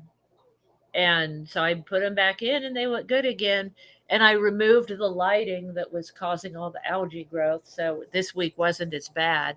But I had moved a tank light when I got new tank lights on the other tank, I put the old light on this tank, which I already have overhead lighting. I have a shop light and a black light is what I use normally. But I put an actual tank light on it for a while, and it sat right on top of the tank in the back. So everything on the back wall of the tank under that light was growing algae. I muted you, Ray. I finally got sick of it.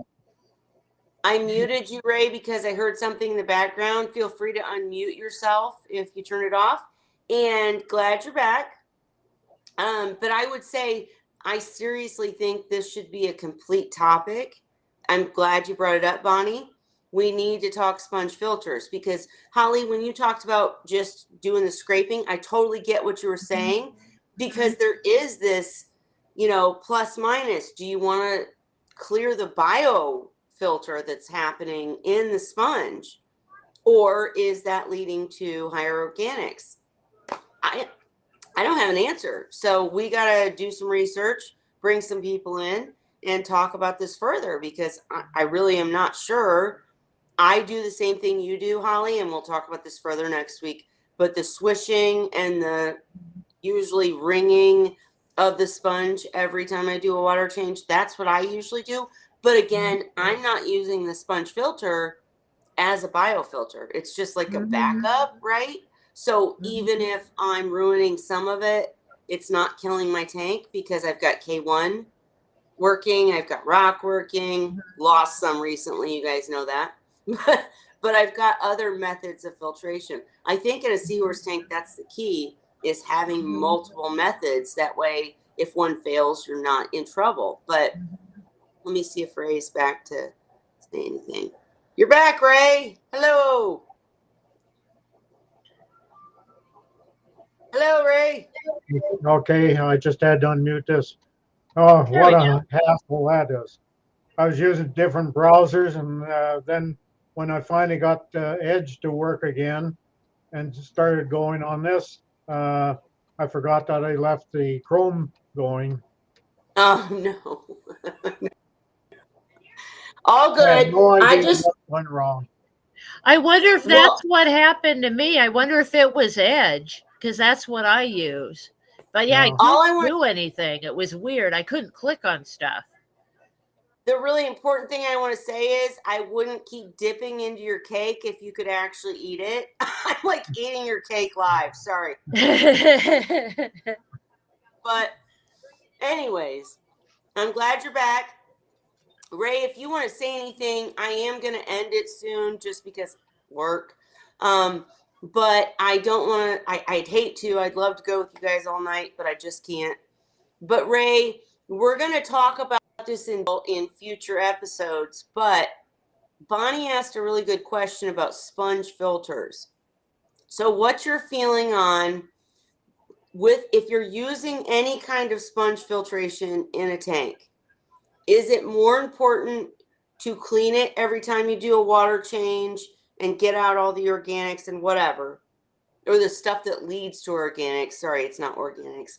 Or is it more important to not do that to keep the biofiltration that the sponge is creating?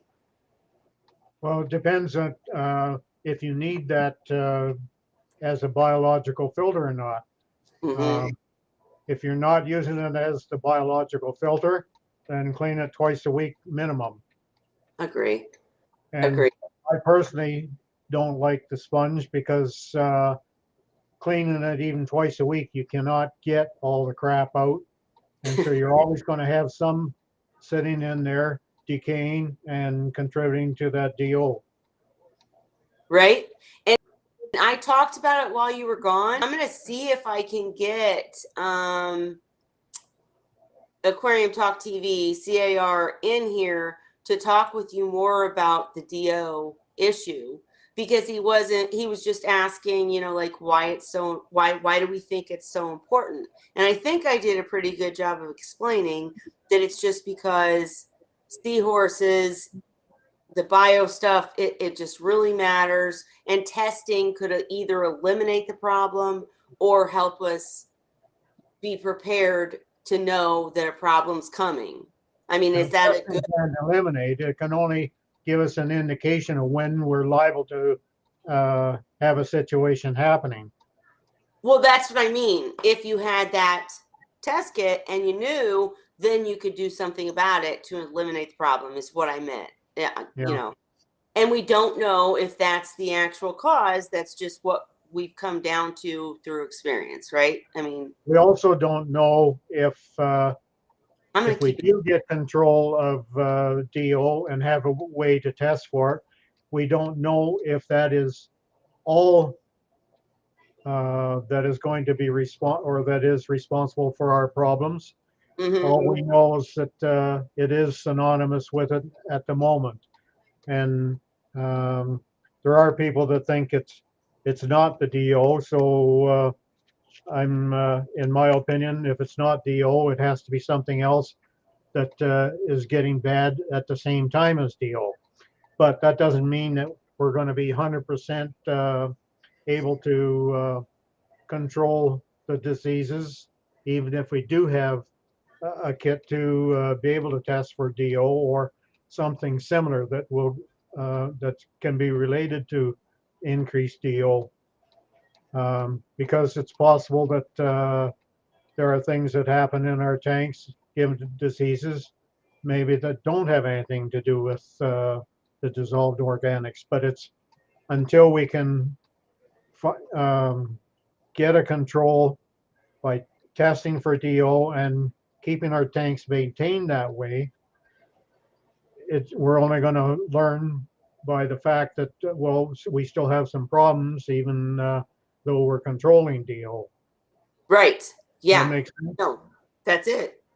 That's it. Is until we can test for it, we can't eliminate it as the thing, right? Mhm. And nothing is ever the thing, but we can't eliminate it as the thing that we believe leads to bacterial issues in seahorses. So it's good either way if we can figure it out, is all I was saying. And Zen Ginger said, in freshwater, the majority of your beneficial bacteria is on the tank, the decoration, surfaces, substrate. And for those that don't use substrate, that might make a difference too. And that's the funny thing with seahorses is, I mean, I want your guys' take too, but like, I would not trust, since I started, my first seahorse tank, let me be clear, was literally rock and macros. Okay. I didn't use the substrate then either, but I was still using natural methods of filtration. Now, in any tank I did, whether it be a natural tank with rock and macros or, sand or whatever, I would still have that backup K1 media reactor or Robert King chamber or something like I was talking about earlier.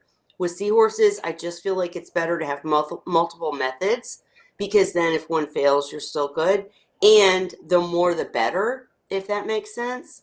Like we as we were just discussing, we don't have all the answers to why problems occur in seahorse tanks. We're focused on dissolved organics, but controlling that is so hard without a test kit.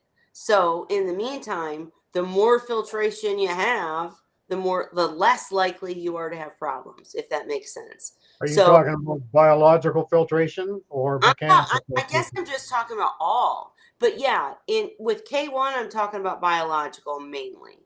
Well, see, biological filtration, your tank is only going to get to a certain level. That's based on the circumstances within the tank itself. And it doesn't matter whether you have 3 or 4 different methods of keeping that going. It's just that if you're expecting that by adding more, you're going to get more capability, you're not, because the tank works to its own limits. I get So that. I agree with you. All I was really trying to say is that most people coming from a freshwater environment or even a saltwater tank environment don't understand the seahorse need. Holly was talking gone, she was calling them dirty fish, like goldfish. I hate that, but it makes sense and it's not wrong because she was talking about the fact that they eat a piece of half of it out their gills and the other half out their, right? So they're like producing so much more waste than the average fish. So someone coming from a regular tank of something else thinks, okay, this biofiltration will work. I'm good. I don't have the numbers for you guys. I can't, like when I cycle my tank, Dan always says cycle your tank to 1 ppm, right? I cycle my tanks to 2 just because I'm ultra safe. So you have to keep that in mind. But in my case, I agree with you, Ray. The tank has limitations. You can't like overdo biological filtration and that'll fix everything. I'm not trying to say that at all. What I'm trying to say is, or someone who's kept other kinds of tanks that comes into Seahorses that thinks this will cover it, right? I would say to them, do an extra thing because maybe you're wrong, maybe you don't know, and maybe what the tank needs is a little bit more. I know what you're saying, like, I'd be more inclined to say if you have to boost anything, boost the mechanical filtration aspect of it. Don't worry about the biological part because as long as you have a certain amount of base there that will feed the biological filter, that is going to ebb and flow according to the way the tank is. You'll lose some capacity if, for instance, if you lose a Seahorse, your loading isn't going to be the same, and that biological filter will back off a little bit. If you add horses to it, it's going to take a little bit of time, but it's going to build up. Now, if you're talking about switching from, say, regular saltwater aquariums or from fresh water, and you're not aware of the amount of excess detritus and food that the seahorses are producing, it's the mechanical filtration that's going to take care of that part of it. You can keep pumping that extra stuff in there. That doesn't mean your biological filtration is you're not necessarily boosting that biological capacity. No, Ray, I'm so glad you said that because a lot of times I'm talking and I think I'm making sense and I'm not, and you just clarified it because when I'm talking about filtration, I kind of sometimes like mix them all together, right? Which isn't good. But I'm saying K1 absolutely for biological, but then the Robert King chamber both, right? Or, your sock is mechanical or your protein scrubber is a big part of it. Right. For my tank. So I thank you. consider anything that traps detritus and uneaten food, I consider that to be mechanical. If it's a pad in a device, whether it's a pad in a canister or an hang on your back, or the pads like I put in quick filters on the power heads, I call that all mechanical filtration. It's not because it's not using chemicals in order to remove the stuff. It has to be captured, and then you have to remove it from the system. Mm-hmm. That's what I was saying. My algae scrubber, right? Yeah. I consider that mechanical, right?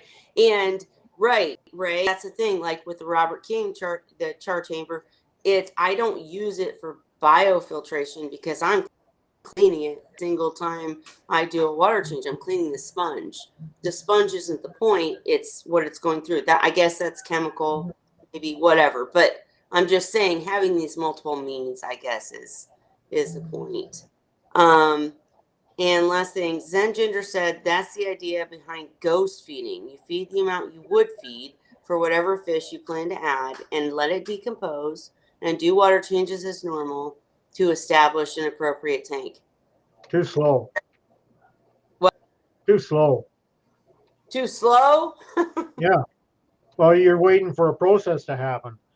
You're going to add the food. You're going to let it decompose and then start doing its thing to do the cycling and everything. If you start off right off the bat and add ammonium chloride, Mm-hmm. then you've got your ammonium there right off the bat. You don't have to wait any time for decomposition. Mm-hmm. True. I learned that from you guys. That's how I started the tank in this room. And yeah, it went a lot quicker than when I started my display tank. And the thing is, again, going back to dissolved organics, if you're letting food rot in the tank, I don't know what that leads to. Like, we don't know, but it could be bad, right? I mean, it's better to use ammonium chloride and have a clean tank that doesn't have any buildup of dead stuff, if that makes sense, in a really basic way of saying it. Because So now I have a question, probably for people that have been doing aquariums for a very long time. Okay. So, see, when I started out years and years ago, I would say this was in the 1980s, they actually told you to get a fish and let, like a damselfish, and let it die and stuff. Did they not know you could just use ammonia then, or it wasn't widespread? How come people didn't use straight ammonia all along? When was that discovered? It's like many things in many hobbies, businesses, whatever. Things get done a certain way because it worked for a whoever minute. started, they started off that way and it was doing fine, so everybody else starts doing it and they tell others to do it. But when you get someone that stops and thinks about the process, there's a lot of things you can do instead of doing the way that the original people were doing things. I started back with aquariums when I was in grade 5, so that would make me say early 50s when I started with aquariums, and it was freshwater then. And at that time, I didn't even know about biological filter. I was sitting changing water all the time just to keep the water from being a problem. And when I finally started learning about the biological part of it, I don't remember now at what age that I was at that time. Like my aquariums back then, there were metal frames with window putty that held panes of glass in the metal frames. I remember aquariums back in those days. I remember those. Yeah. So Well, I had aquariums when I was a kid, and like you, Ray, I mean, I remember just doing a lot of water changes, and then we had the under gravel filters, and that kind of thing. Well, for me, the reverse flow under gravel filter was the best thing going. You pre-filtered the water before it went under the gravel plate, and then it forced up from the bottom upward, so it wasn't drawing the crap down into it. The other way. As long as you cleaned out that pre-filter once in a while, everything was fantastic. That was my earliest filtration system, and that was just because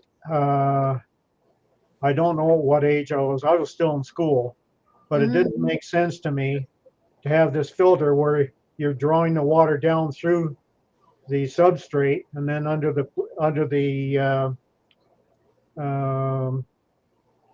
plate that held the substrate and then shooting it up the uplift tube. It didn't make sense to draw this stuff down into the and then trap substrate. it. I wanted to do it the other way, so I took and hooked up my power head so that it pushed the water down the uplift tube instead of making water come up it, and that forced the water under the plate, and then the water had to go upwards and through that. And then when I first started doing it, it was just strictly hooking that power head up, and then I realized that was kind of stupid because now I'm just pushing all the dirt down under the plate and trying to force it back up through the substrate. So that's when I started using a pre-filter on the power head so that it filtered off any crap before it could get pushed under the plate. Nice. So that was back in the early 50s.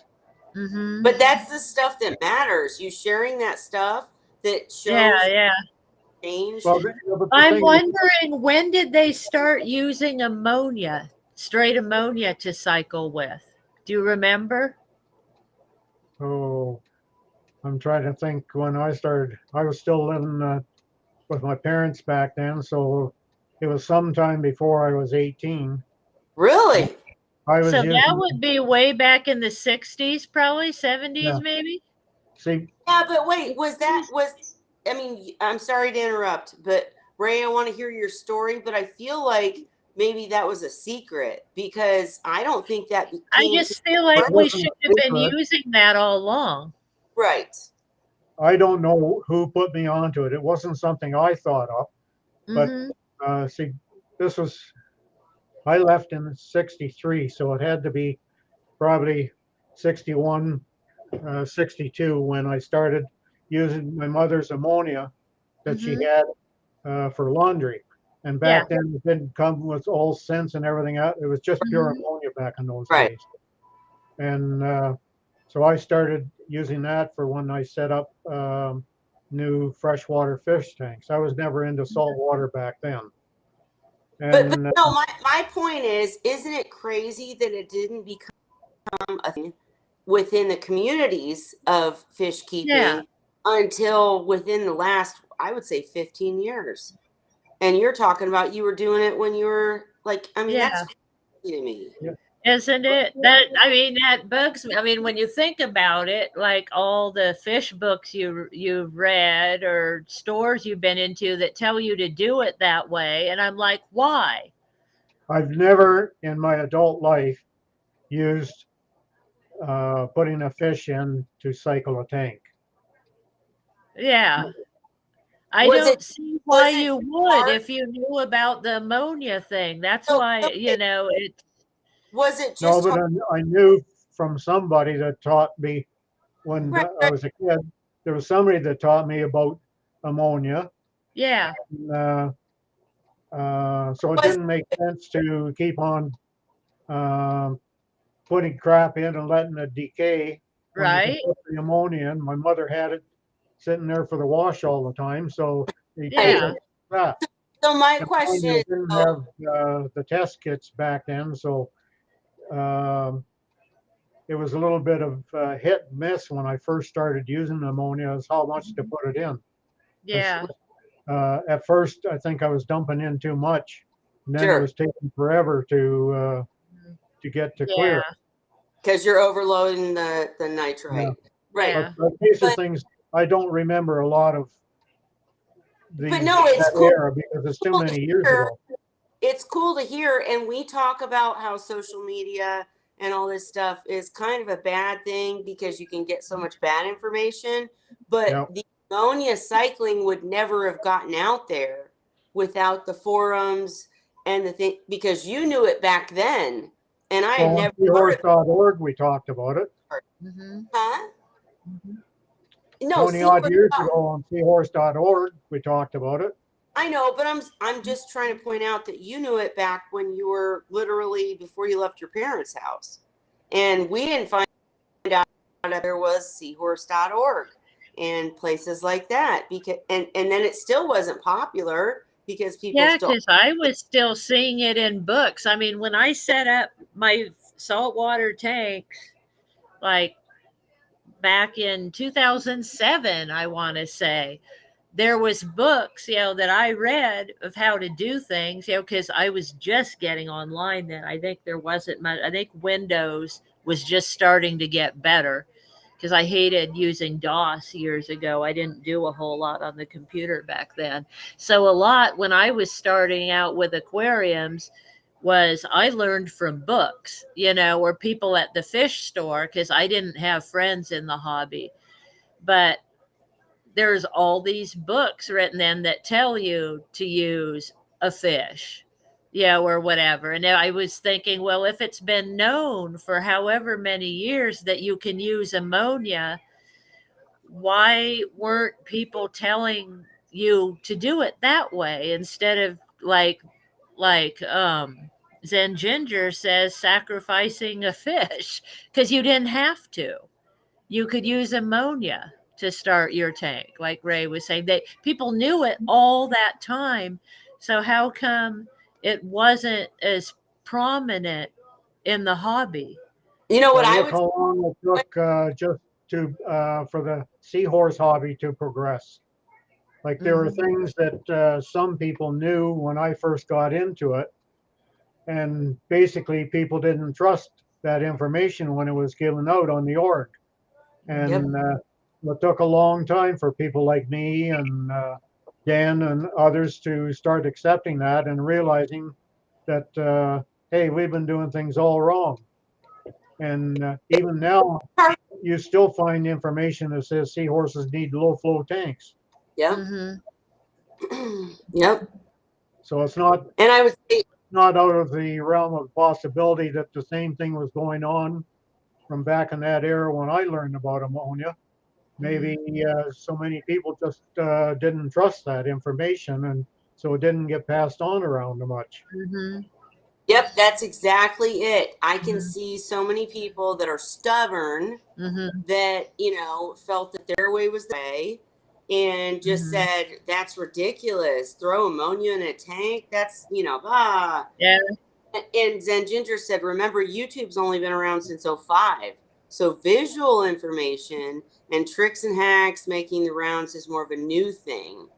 I think you did have to be a part of the right crowd before. Right. So, Mhm.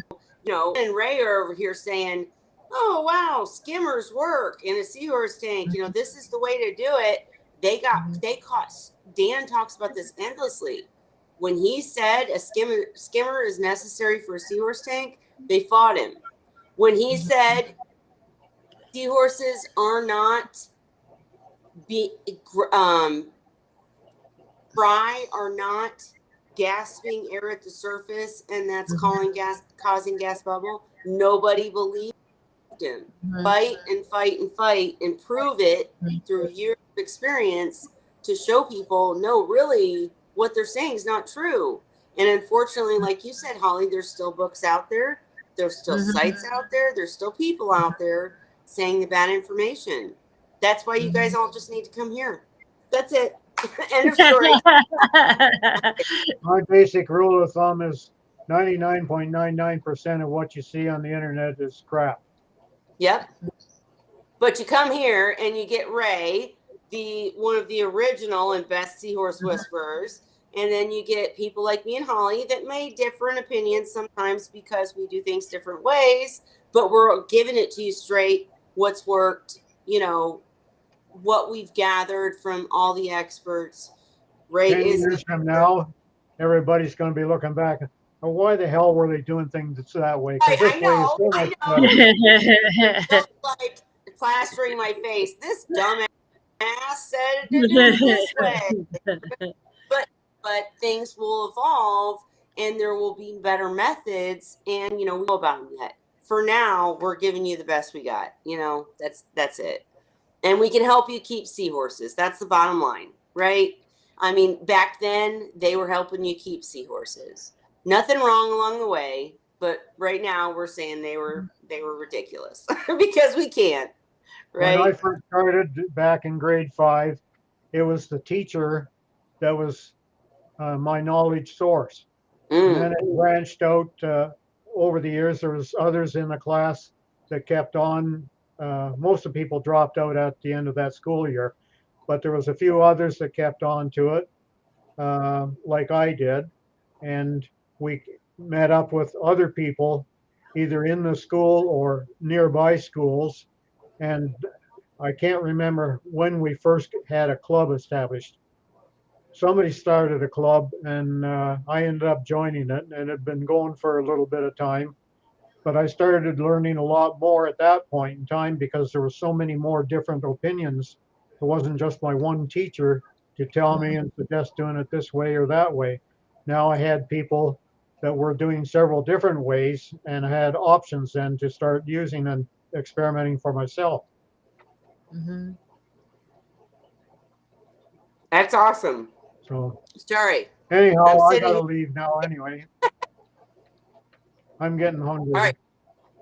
Right, and I'm sitting here eating cake. That's what I'm doing when I turn it off. But to stop eating I'm cake. just eating the homemade cookies. Nah, You see, like that's much better. shortbread cookies? What'd you say? You like Love shortbread shortbread cookies.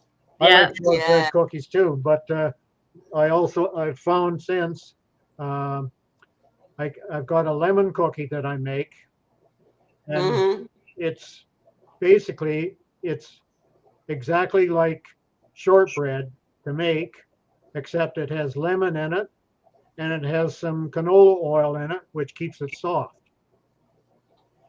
I love lemon flavor. Yeah. You need to do a They're recipe. great lemon cookies, and but they have that shortbread effect when you're eating them. Have the Mhm. shortbread effect, but it's a soft shortbread. Mhm. Plus, it's lemon flavored. So real quick, say on the shortbread, Ray, you need to make a cookbook. I mean, or a bake book, whatever, because you have It's all these. all over the internet. There's all sorts of stuff. Where do you I think I get everything from? to put yours. And what he just said is the problem. We went from not having enough information, you had to hear it from an expert, you had to hear it from Mhm. someone who was teaching you, to now there's an overabundance of information that sometimes is wrong. Again, you just need to come here. That's it. Well, the one thing about the thing with recipes and things like that, there's a lot of different recipes for the same thing. So to start off with, look for a bunch of recipes that are basically telling you the same thing, but they're by different authors. Start Right. with that before you start branching out into ones that are a different recipe than what anybody else is doing. I hear Same you. thing, same thing applies here with us. Yeah, Mhm. yeah, that's true. Mhm. That's true. And Bonnie said Chris Cow from China invented fishless cycle with ammonia. That's interesting. Bonnie, Mhm. you've got all the research, man. Let me know because I mean more because that's really cool. I'm gonna investigate that further to make sure you're correct. I'm not doubting you, but just because I've said it online, I don't want to be wrong. But that's interesting. I wonder how long ago. Do you know how long ago, Bonnie? And for tonight, guys, I am going to have to end it, but this has been so much fun. We will pick this up next week. We will try to pull Ray's cookbook from him further. But of course, we will also pull all of his Seahorse experience and all of his knowledge and bring it to you here. And then Holly and I's experiences and knowledge, we'll bring it to you here. And we just enjoy being part of the community, having you guys here with us. Zen Ginger, we're still waiting on the tank. TikTok. But not giving you a hard time, just saying we're ready for you. And Shyla, we need an update on the fry. Yeah, how's all the babies doing? I thought, did you see it was cool? She had them eating frozen copepods. Holy moly. She didn't have freshly hatched brine shrimp in Yes. time. And so she had frozen baby brine shrimp and frozen copepods. And she noticed that they were snicking the frozen copepods, even though they were only a couple days old. And by the way, just a disclaimer there, it's By not the accident, frozen probably. copepods that I have. I have freeze-dried copepods, Mm-hmm. but these are frozen in a bottle. Actually frozen, yeah. No, Wow. I well, there's mean, a difference because the freeze-dried ones that I have to rehydrate them in salt water before I can use them. right. Mhm. But that's incredible Isn't that because cool? yes, we got to Yeah. learn more. I mean, that's how we expand is people in the community showing us what's working. I mean, let's see how it goes. But amazing job, Shyla, for getting them, for Mhm. thinking to try it and then trying it and it actually kind of working. Let Mhm. us know how it goes. We want to know. We want to share it. But for tonight, I'm going to have to end the celebration, you guys. I'm so sorry. I know we could talk all night and I would love to, but I work. Thanks for the help eating the cake, by the way. Huh? Thanks It's for the not help bad. eating the cake. Yeah, we'll eat your cake for you since you don't like these It's kinds. gone. I've been nibbling at it all Yeah. night. I like red velvet. And But cream you will get the plaque in the mail. I'm so Okay. proud of it. I think it looks Yeah. really good. You can show it better in your lighting because it's nice. I think it's nice. All Anyway, we need is a mirror so you can read it direct. right. Showing it Uh, back. Sorry. We appreciate you. That's the bottom line. And I wanted to show it. So, and we appreciate Dandy, 5 years old. So cool. We appreciate Shila's fry. But you guys, for Yeah, tonight, Bonnie, I'll try to find my whole orange cake recipe. I see she wants that. yes, So. we want all the recipes, man. You guys are gonna make so fat, but it's okay. It's okay. I'm old. It's good.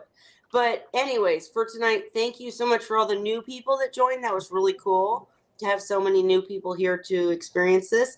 And again, usually we're talking more focused in on seahorses as we did the last half of the Wine Wednesday, but we had some celebrations that just had to take place. So if you're making a contribution, we'll celebrate you too. And we want you to come here and share.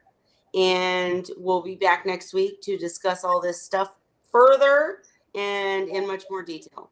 I'm going to research some of the things we talked about tonight because I want to know about Chris Cow inventing it and, some of the other things we've discussed. But for tonight, let's all say Happy Wine Wednesday. Thank you, Holly, for raising Dandy. Thank you, Shyla, for raising the fry. And thank you, Ray, for raising all of us. And happy birthday, right? Okay, thank you. Good night, everybody.